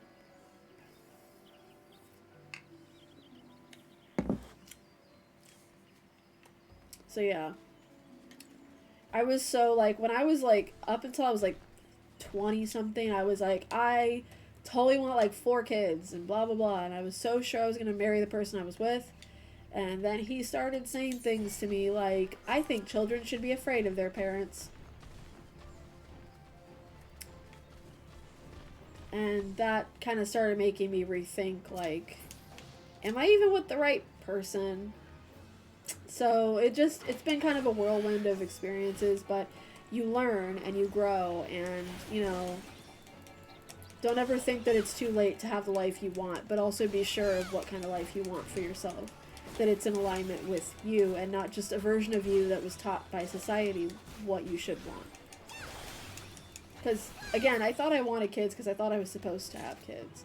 And not because I actually want them. I think a part of me still wants to nurture children, but there are other ways to do that. And frankly, the people that I've met in my life have also had trauma with being nurtured by a parent. So I think in some ways I've been helping others nurture their inner child. So in a way, I have been helping children, just grown children. So I'm not mad at the life I've had, and I'm not sitting with too many regrets. I think that's more important. That you're okay with what you've experienced and that you're not living with unnecessary regrets. Because the thing is, like, you can't go back. I can't go back. I can't, like, go back 10 years. You know, I can't tell 25-year-old Val, like, it gets better or it does this or whatever. Like, they had to live what they had to live unknowingly, and that's what's going to be coming in for me this year as well. Like, I'm going to have a bunch of new experiences, and so are you, that may or may not alter the course of your life in a way that might alter your perception of something or help you see something better or worse or whatever. And that's kind of what life is about. You don't really get to choose. And I think that's kind of beautiful. I mean, we can read tarot cards all day and, like, try to make assumptions, and we can be right about those assumptions, but that doesn't mean that we know everything. So the messages earlier weren't really meant to be predictions, but if they do come true, I'm so sorry. I'm so sorry, mutable signs. Don't overthink it. It's not your fault. Stuff happens. Alright, I think I got a decent amount of dynamite webs for, like, a little bit of dynamite, but I think I need to grind a little bit more, so I think what I'm gonna do is, nope, not that. The highest level dungeon I can do is Copperwell Mines. That means we're gonna do some MSQ today. We're gonna do some story so I can get some levels and maybe some dungeon experience and stuff. Perchance. Oh, I'm gonna have to read out loud. It's like a... There's another Lalafell here. I also want to level my Lalafell through the MSQ so that I can get a mount, because... Do you see these little legs? Do you see me walking everywhere? We have an ad break starting in 5 minutes, by the way. We will probably take a break then. Remember to hydrate and take care of yourselves. Stretch. Eat something if you haven't yet, because I know it's lunchtime and some of you need to eat. So please feed yourselves, take care of yourselves. I went the wrong way, so I need to go back. Seriously, whoever designed Drybone in Thanalan, you need your brain checked, because what is wrong with you? I kid, by the way. We all should get our brain checked, actually. We should all get checked for multiple things. I've considered, once I make money, to actually see if I'm autistic or not, because I do believe there is some neurospicy things happening, but I've never been officially diagnosed, and I'm very curious about it, but we'll see. Watch, it's like Vanilla Mace, where she got the test done, and she was not anything. I mean, that's okay. Like, there's nothing wrong with that, but, like, that's $3,000. I mean, if you have $3,000 to blow, great, but oh my god. To me, that's insane. Also, yes, my Ko-fi, I am available for readings. I'm way more professional in my readings than I am on stream. Or we can do a message for you if you'd like one. Okay, if you don't. Oh, wait. You know what my favorite part about coming to this area is? If you don't know, in this area in Drybone, called the Golden Bazaar, North Drybone, there's these beautiful ladies. Here by your lonesome. Might be that we could fix that for a price. And I'm like, okay, cool. She got the debut RM hair. If you know, you know. My insurance doesn't cover it either. I figure having a brother and 2 kids being diagnosed means the odds are pretty good. Yeah, okay. I mean, you have that going for you. I, like, okay, so on my mom's side, everyone on my mom's side has some sort of thing going on. So, all of her aunts had to be on lithium or some sort of severe medication where they could not have kids. So she doesn't have any cousins. And she herself has epilepsy. And so I've heard epilepsy has similar markers as schizophrenia, which some of her other relatives have. So it's pretty probably likely that I have some type of something from that end. My dad's side of the family, not diagnosed with anything, but they all have problems with addiction. Every single member of my dad's side of the family has a problem with addiction, has had to actually go get help for. And I cannot specify what type of addiction because it's different for everybody. Which I'm going to say, like, I'm not going to say anything like diagnosy, but like I feel like if there's anything going on with me, it's probably in the OCD range. All right, please help. Sister Orson went all on her own and hasn't come back. She always reads to me right here about Thal and the Order and the other side. I told her I lost my shiny thing and she went looking for it. But what if the monsters outside hurt her? Please find her. His shiny thing.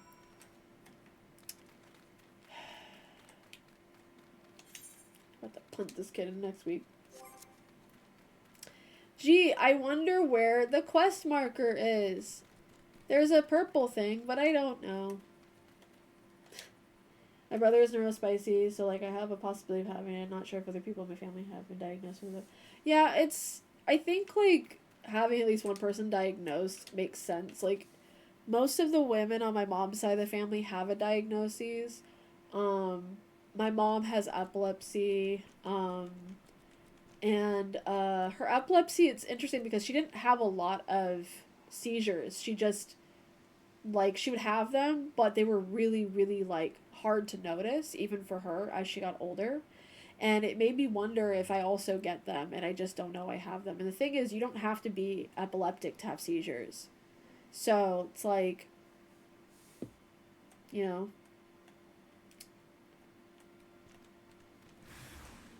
Oh no.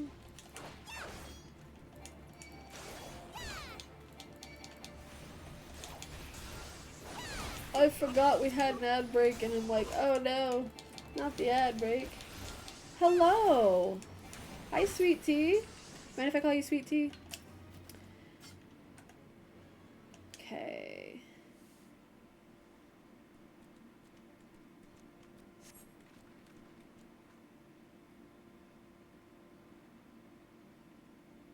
Welcome in. How are you?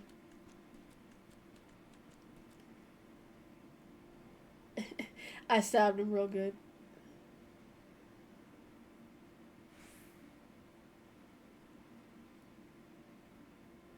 I'm glad you're doing good. It's good to hear. Welcome in. You are the one from the church. Are we in ads? I think we're in ads right now, right? Yeah, I think we're in ads right now. Okay, we'll be back in a minute. I will check. I will continue MSQ when we're back from ad break. Unless for some reason it's not showing the ads. Cuz Twitch does that sometimes. It'll not show the ads or it'll like he'll be doing some shit that it shouldn't be doing.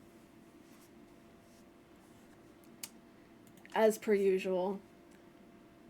So we'll just kind of leave it right there.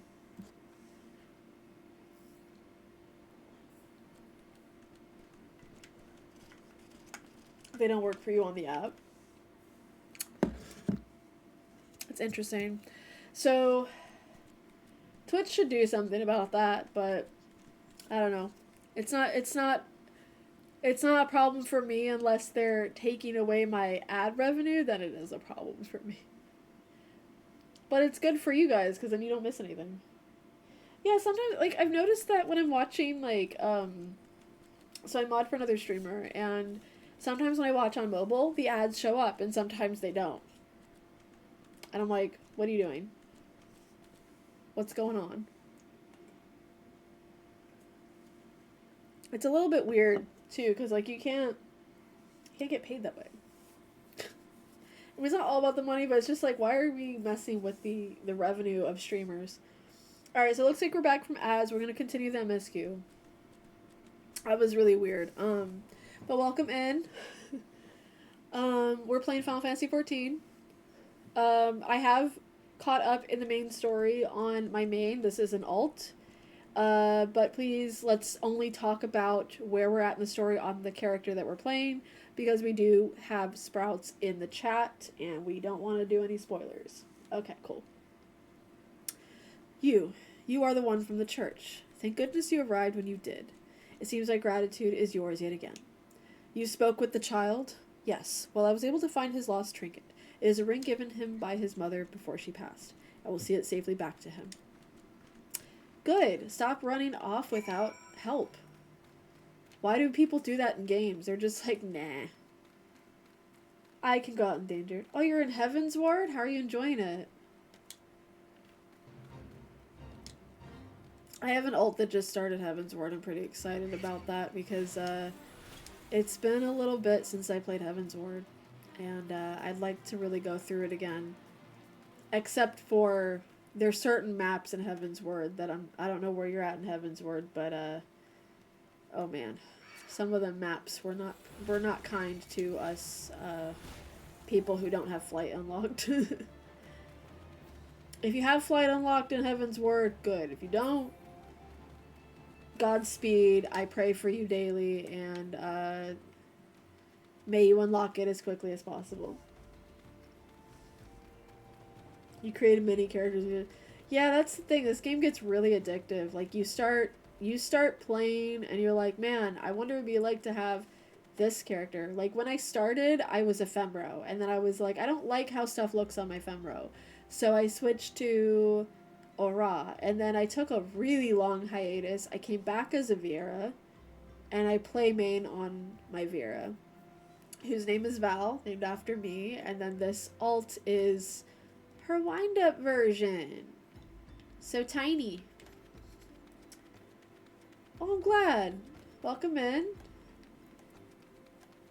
We do tarot over here in the mornings and on Saturdays, but we also like to hang out and play games.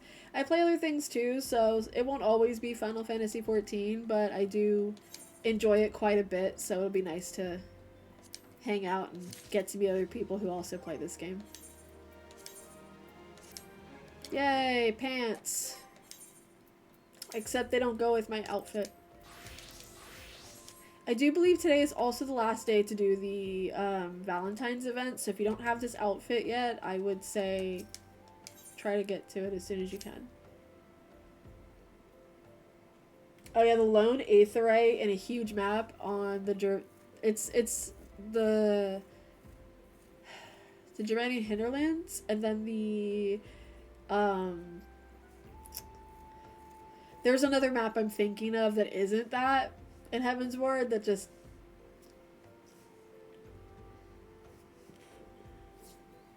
I joined different servers. I'm originally from the USA, but I moved to Croatia. Oh my goodness. Hey, that's cool. How is that? How is Croatia? That's cool. Yeah, so I'm from California, but what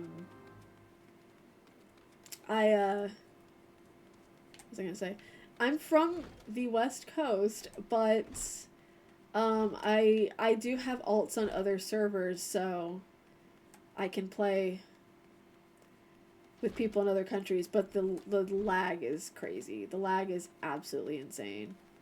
So I haven't really been, like, I have one in Gunmir, which is one of the Japanese servers, and then I have one in Europe because I got really back into this game because of the streamer that I mod for, and I started getting really obsessive about playing every single day.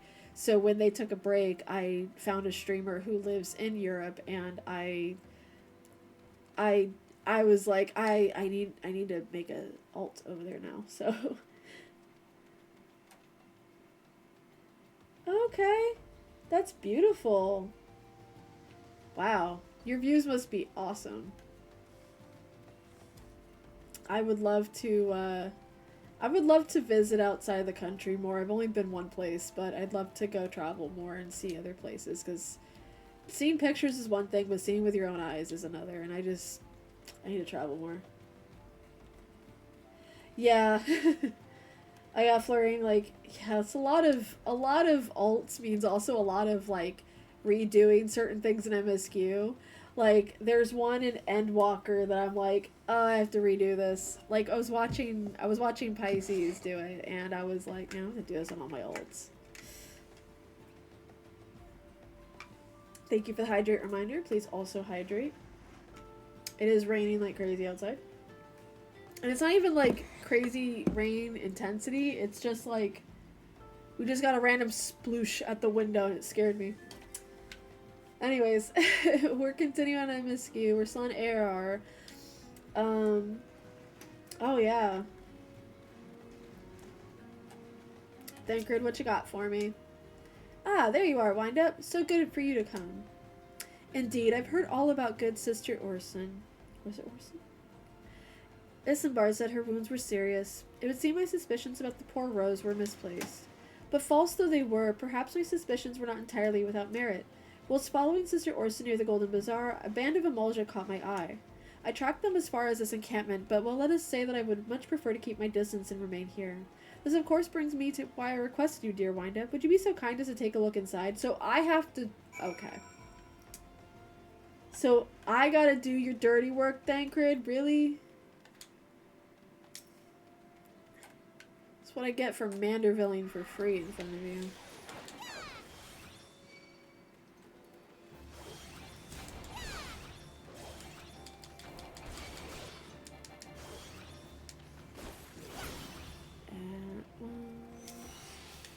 Usually when I come in here and do this quest, I'm able to sneak by everybody, but this time not so much.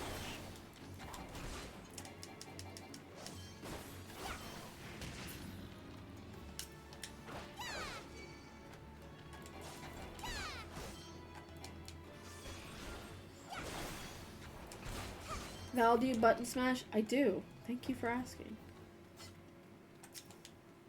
Queer leaflet. Is this the gay agenda I've heard so much about? No, probably. This is the gay agenda they've been warning us about. It's a joke. Okay, we're queer here.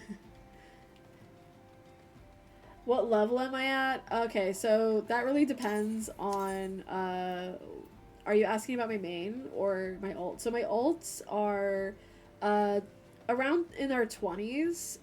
We're at the level, for this ult, she's at the level 19 MSQ, but my main is maxed level right now. She's completely caught up in the MSQ on my main, but I assumed you mean on this ult. Did anything tickle your fancy? In the gay agenda, of course. This leaflet. See the wealth of knowledge to the hands of your children. It looks to be some sort of assembly to provide the poor with work. The lettering, though, atrocious, is it not? And these bits about Naldthal seem somewhat less than studied. I find it hard to believe one among the order penned this. Pray take this to the inn at the camp in Drybone. At the Camp Drybone. Pray take this to the inn at Camp Drybone. Let us see what Sister Orson makes of it. Well. He's making me do all of the walking, and I don't have a mount. Are we for real right now? Thancred, be for real right now. I only have sprint. I have Peloton as well on my archer, but I'm trying to level my lancer. But yeah, we're in our 20s right now. I want to get to level 30 as soon as I can because I really want to do PvP as soon as I can. I think it's... Okay, it's down there. I was gonna jump off. Just kidding, I did it anyway. I did it anyway. It's okay, it's fine. It's fine, we still have our health. It's fine. It's fine. This is not what I wanted. Who designed Camp Drybone? I just want to talk. I just want to talk. What is this? What are we doing here? My savior comes again. To what do I owe the honor this day? This. Gay agenda. What is this? Blasphemous. These are not our teachings at all. This was not made by any true brother or sister of the order. Or of that, I can assure you. Come to think of it, weeks ago, the church was plagued by missing garments. Could someone be posing as a priest of the order to deceive the people? I think so. Break my neck looking up at you. The plot thickens, wind up. Our culprit pretends to be a priest to lend credence to his deception.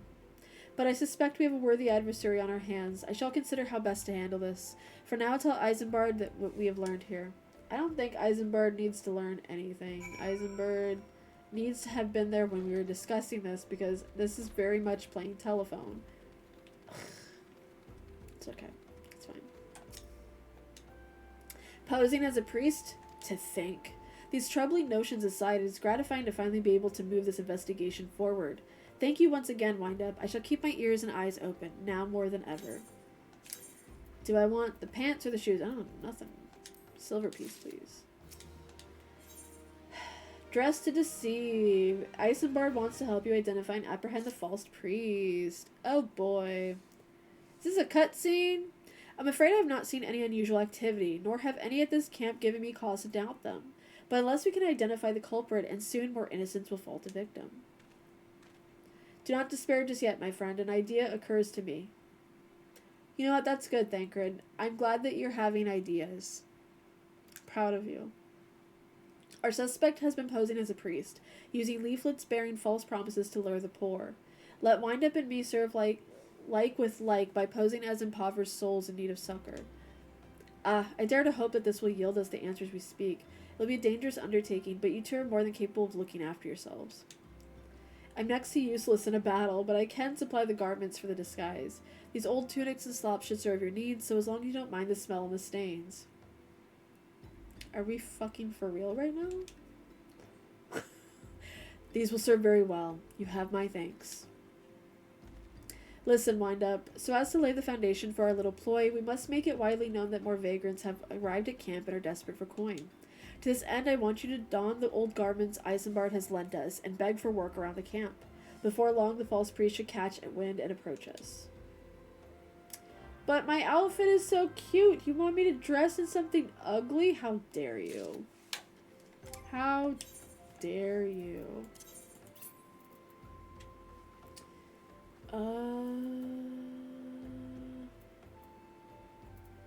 Did he give it to me yet?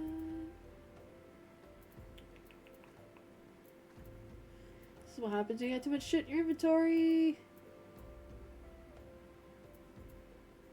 There we go. Ugh. This is not fashion friendly. I used some job skips and AR skips on a few of my favorites. I even have one that I skipped through Shadowbringers just for the gift mount and toward the scenery. I love you. Yeah. Yeah, Windup is adorable for like a Lalafell. I love seeing Lalafels that also have the Windup on it. But yeah, I have a couple ults that I also bought skips for. I have a current ult. My main that I had before my Vera, she is skipped all the way to Endwalker. So she's actually just starting Endwalker. I think I have a couple ARR levels skipped, but I don't feel like skipping the rest of the story because the story's good. I preach the teachings of Azema, the warden. Hast thou come to partake of the honey of her wisdom? Azema is keeper of the sun and goddess of inquiry. All is laid bare beneath the light of her divine countenance. Open thy heart to this light, needy child, and thou shalt want for naught till the end of days. I am not a needy child. I'm just short. Okay?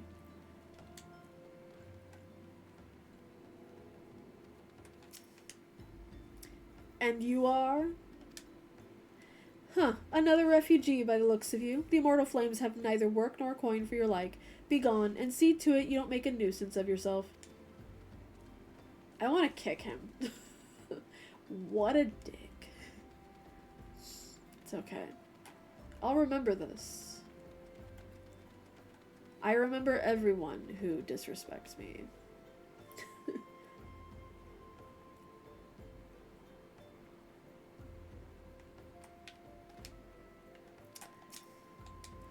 What is it? Gods, not again. Look, being poor doesn't give you the right to pester whomsoever you like. Why don't you keep with your own kind out by that muddy pond of yours at Drybone? Wow. Rude. Ooh, what's in here?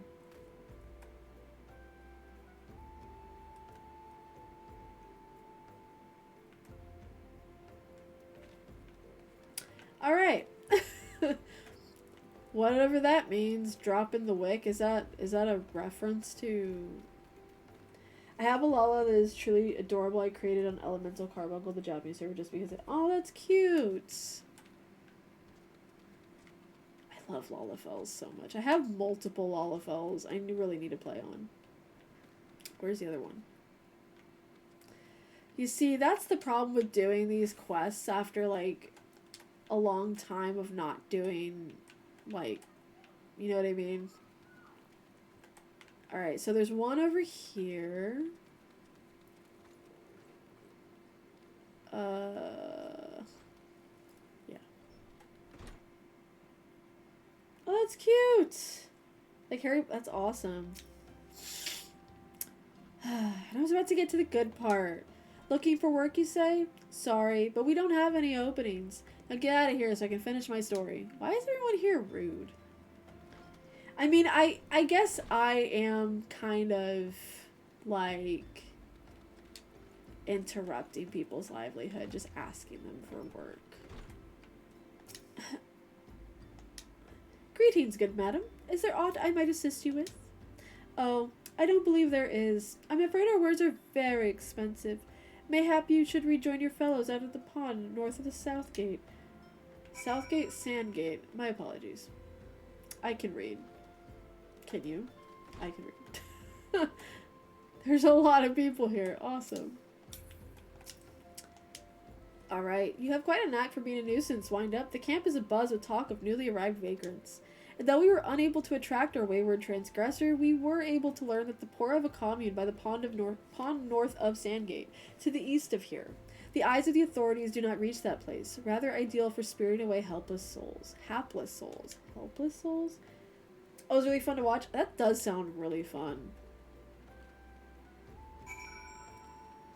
Speak with Thancred, wearing your weathered slaps. Alright. But I'm gonna have to walk there because, ew. Walking. Walking sucks. Alright. I am walking there right now as we speak. And I can tell I'm getting hungry. But that's okay. I will eat after stream. Darling Luna has provided me with some sustenance for after stream, and I'm very excited for it because it's something I haven't eaten in a while. It is special Vietnamese spring rolls. They have like a slice of sausage in them, and they're really, really good. They're full of vegetables. I'm looking forward to it because I haven't had it in quite a minute. Yes, sustenance. Hey, Thancred. Looking real sloppy today. A fine evening for catching false priests, wouldn't you say? I love cutscene. You look absolutely smashing, Wind Up. Positively dressed for deception. All that's left then is to wait for our quarry to appear. Sloppy.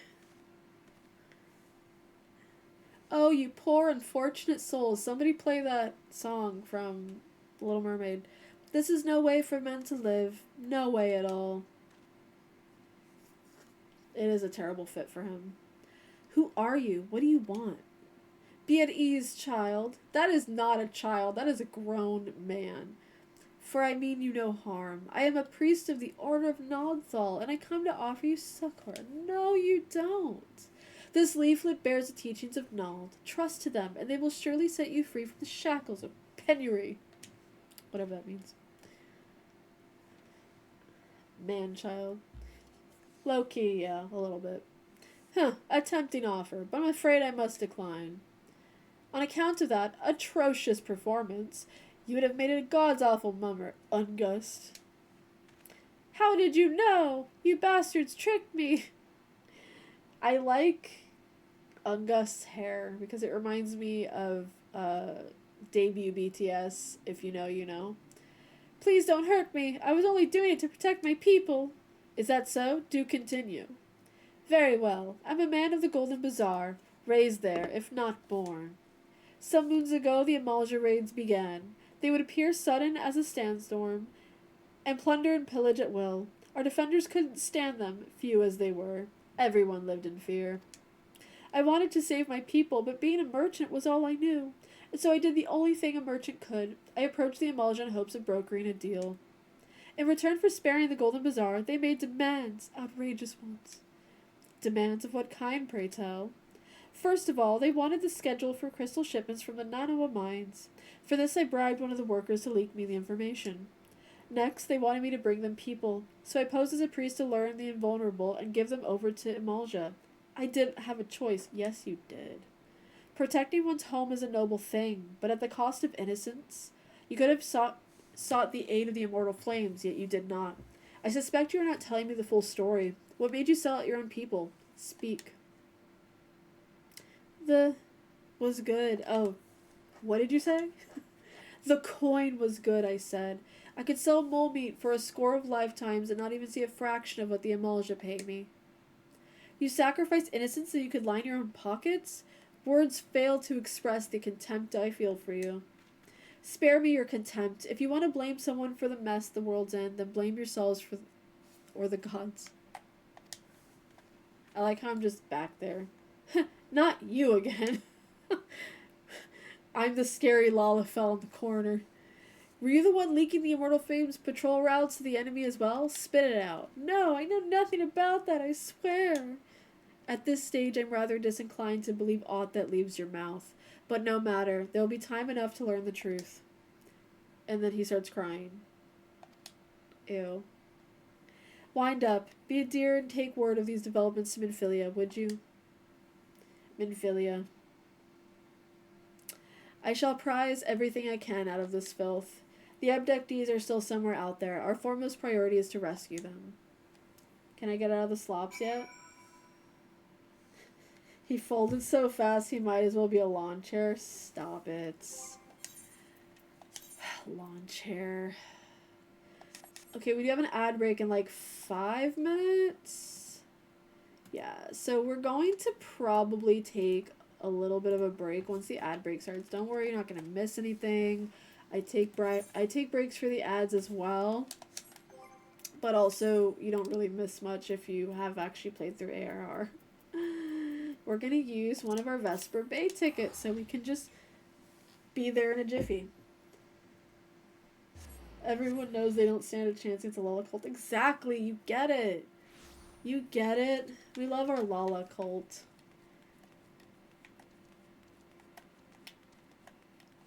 I think I can change out of this, yeah.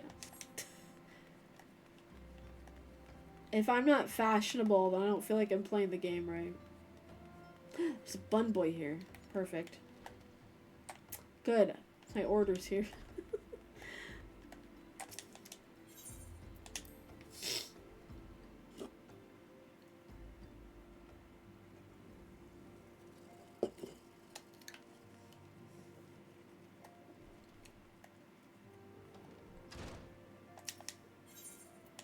I love how they like make you go into the instance, walk through a tunnel, go into another instance. Like, what is this? Hi, Minfilia. How you doing?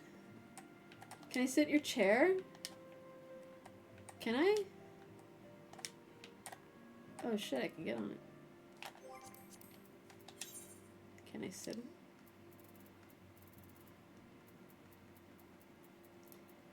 Let me see. There we go. She's just staring at me. Hey, what's up? You do it too? Yeah, like... That's the thing I love is, like, when you can just interact with stuff in the game. So I think what we'll do is we'll just wait for a minute because I have a feeling this is gonna be a cutscene, and we'll just kind of pause for a second. We're gonna go on break for a little bit. Remember, just hydrate, to take care of yourself, to stretch. We take breaks like every like 30 minutes just because nobody wants to shrimp ever. And then we'll come back and we'll finish MSQ for the day because we have until 1 for stream. Thank you for being here, by the way, Angie. Sweet tea, Angie. Which one do you prefer? Let me know. We do have the Ko-fi available for readings because I do also do tarot readings, private and Twitch ones.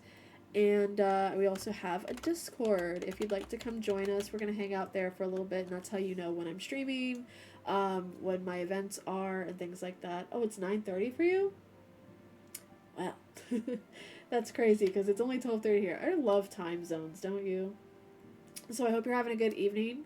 So the time I'm ending is going to be about 10 o'clock for you. So you came in just in time. So thank you for being here. I'm going to go on break for a little bit. We'll be right back, and we'll continue doing MSQ.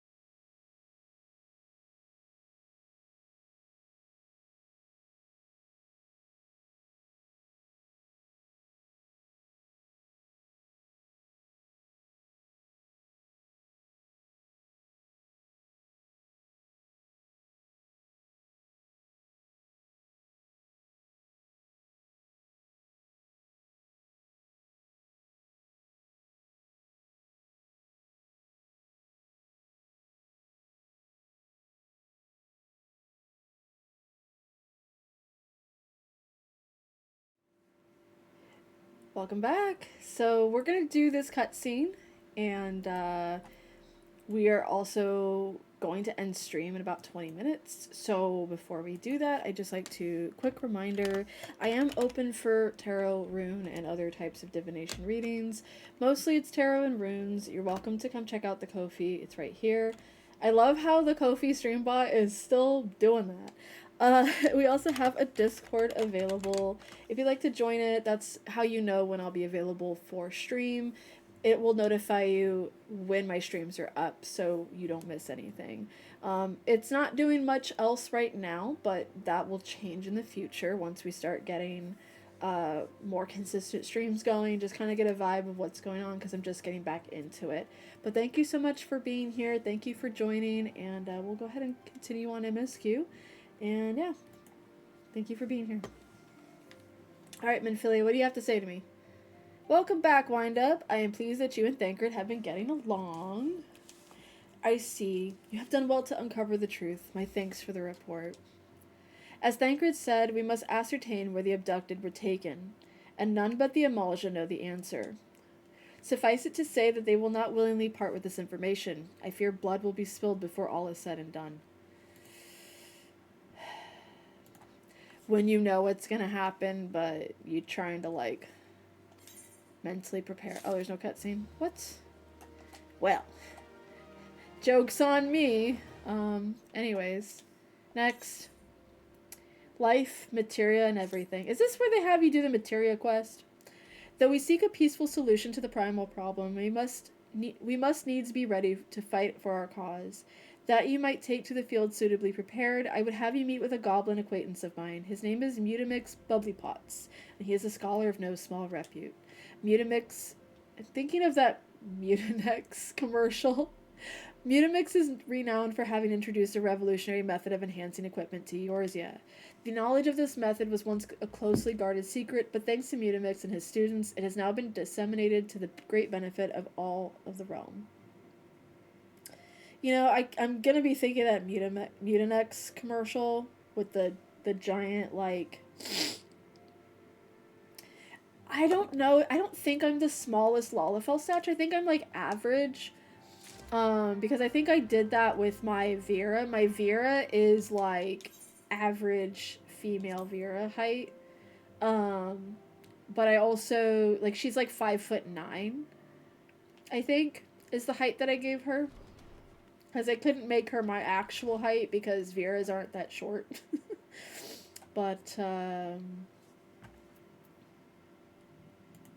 I think it's, like, average. Because I've stood next to other Lalafells, and they were definitely shorter than me. So I don't think it's the shortest, but I think it's, like, the midpoint.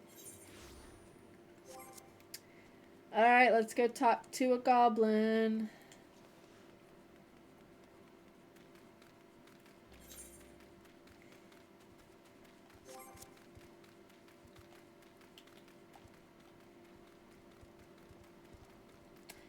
There are eggs in the hummingbird nest in the backyard. The parent bird is sitting. Aww. We have hummingbird babies again? We had that last year. I'll be sure to go take pictures and share it in the Discord. I love that we get baby birds.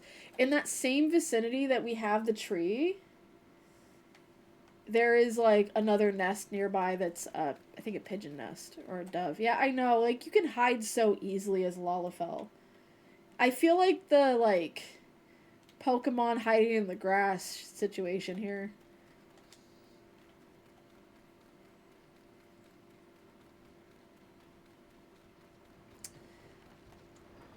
Mutamix Bubblypots, what's up, bro? Who is Uplander? Come to tent ring of Mutamix Bubblypots. Can you do something with this dagger, please? Ooh, a cutscene for this? Alright. Oh my. Fighty Tool drinks an airy self. Alright. When full of airy self, Fighty Tool changes to Stony Shine, name of materia. If materia join with other Fighty Tool, then Big Eyes. Fighty Tool gains power of airy self. Unimix is reckoning that Uplander is friend of Minfilia. Minfilia friend of me. Yes, tongue flaps reach ears of Mutamix with fastness. Minfilia wants Uplander to see power of materia. Uplander brings fighting tool to Mutamix, yes.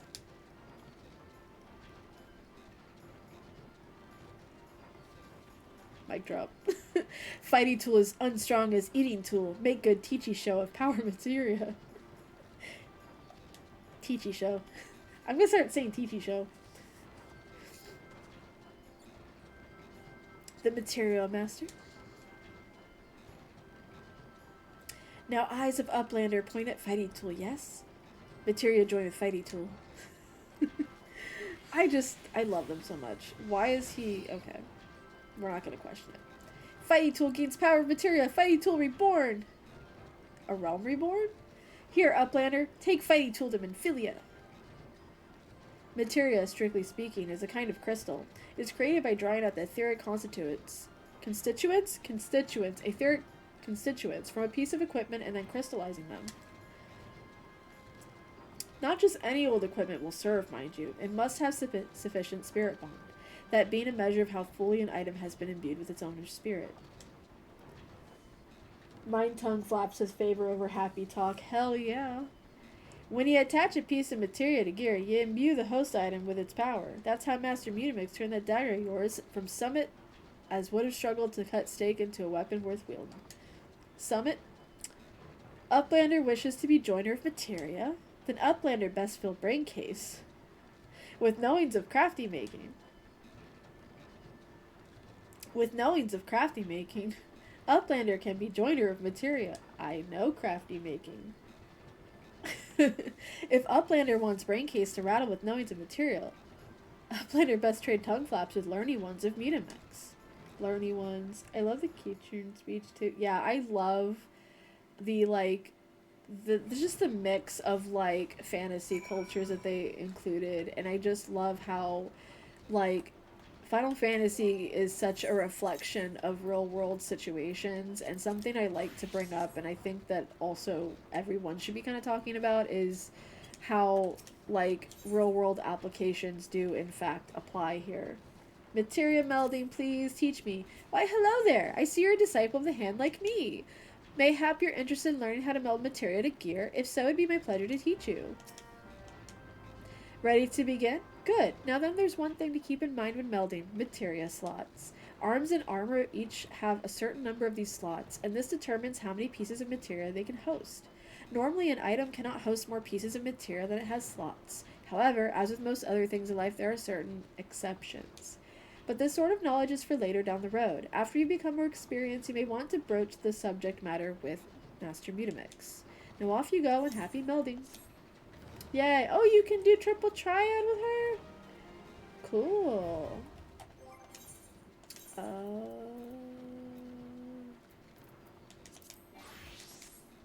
Oh, do I need to be a gatherer for that? I need to be the certain level. The subtle aspect of different ways English language is used. Yes. Yes. Different, like, dialects of a certain language and stuff like that. Like, every language has different dialects and different ways of being, so you can't really, like, you know, can't be ignorant to the ways that this game applies in reality. I mean, you can, but then you're, like, missing the point, you know? Also, don't laugh at my inventory. I've been crafting. I've been a crafter in the last, like, couple days. I've actually wanted to continue, like, gathering and crafting for the rest of stream, but then the MSQ was calling me because I really want to do other things. I like to use the spelling of Darlin instead of... Oh, that's cute! I like saying darling to people, like... But only to people, like, I'm super close with. I call them my darling and stuff like that. And, yeah, that's really, really cute. That would be a great alt name, by the way, if you're not using it already. It's super cute. Alright, so we are bringing the dagger enhanced, or the dagger enhanced materia enhanced dagger to Minfilia.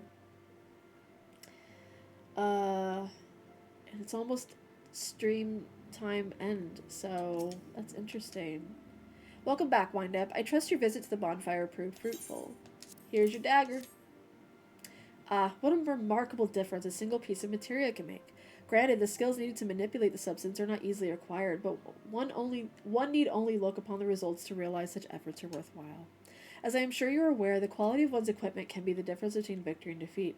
Materia may well give you the edge you need, Wind Up, so make it your ally. Now it is time we discuss the matter of your next mission. Pray speak with me when you are ready to begin. I will. Next time.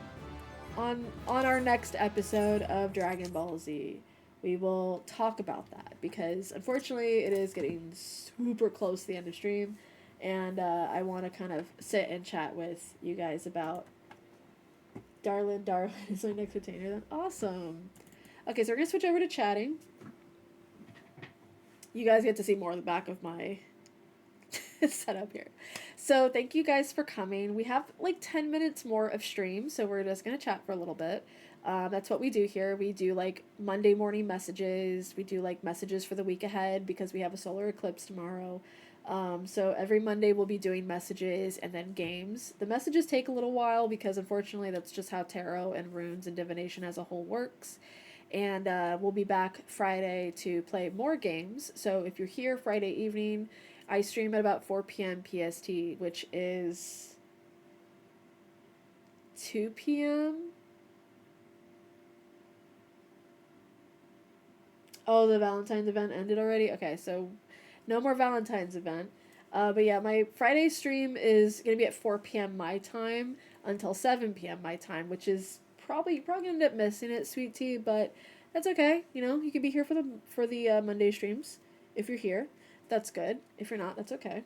Thank you for being here. Thank you for coming in. I hope you get good rest tonight when you do go to bed. We will be streaming again Friday and doing some games. We'll be, probably playing more Final Fantasy 14. Next Monday, I think I'm going to start a new game. Maybe new for stream, but not new for me. And then Saturday, we're going to be doing more tarot and divination. So there's not going to be any gameplay on Saturday. And if there is, it's not going to be very much. We might be using it to talk about divination.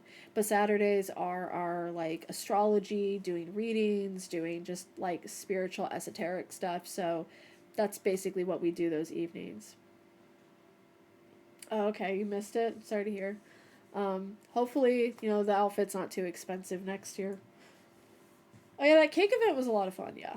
I liked the running around and avoiding the mammoths. We had like a whole strat where we were like dragging the mammoths away from it.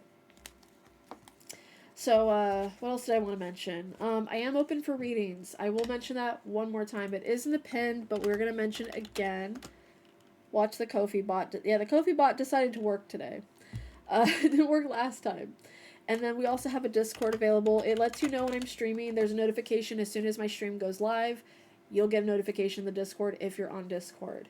Also, for any readings that you go on my Ko-fi and it says TSPO, PO is private only, which means I will never do it on stream.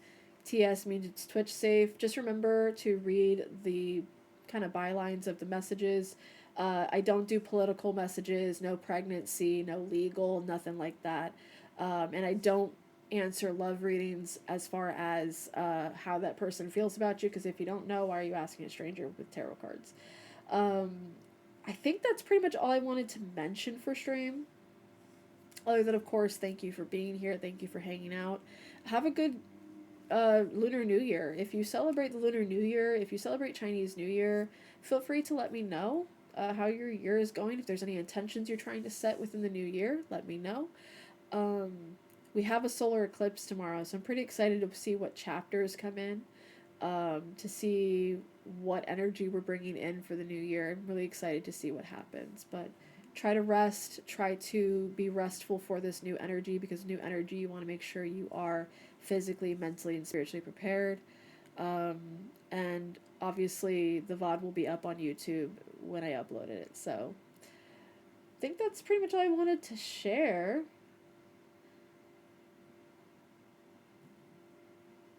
Oh, of course. Thank you for being here, Elsie. Thank you, Pisces. Thank you, Florian, for also being here.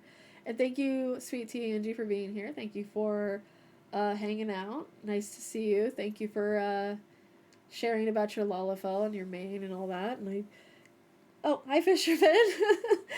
Thank you for being here as well. Thank you, thank you.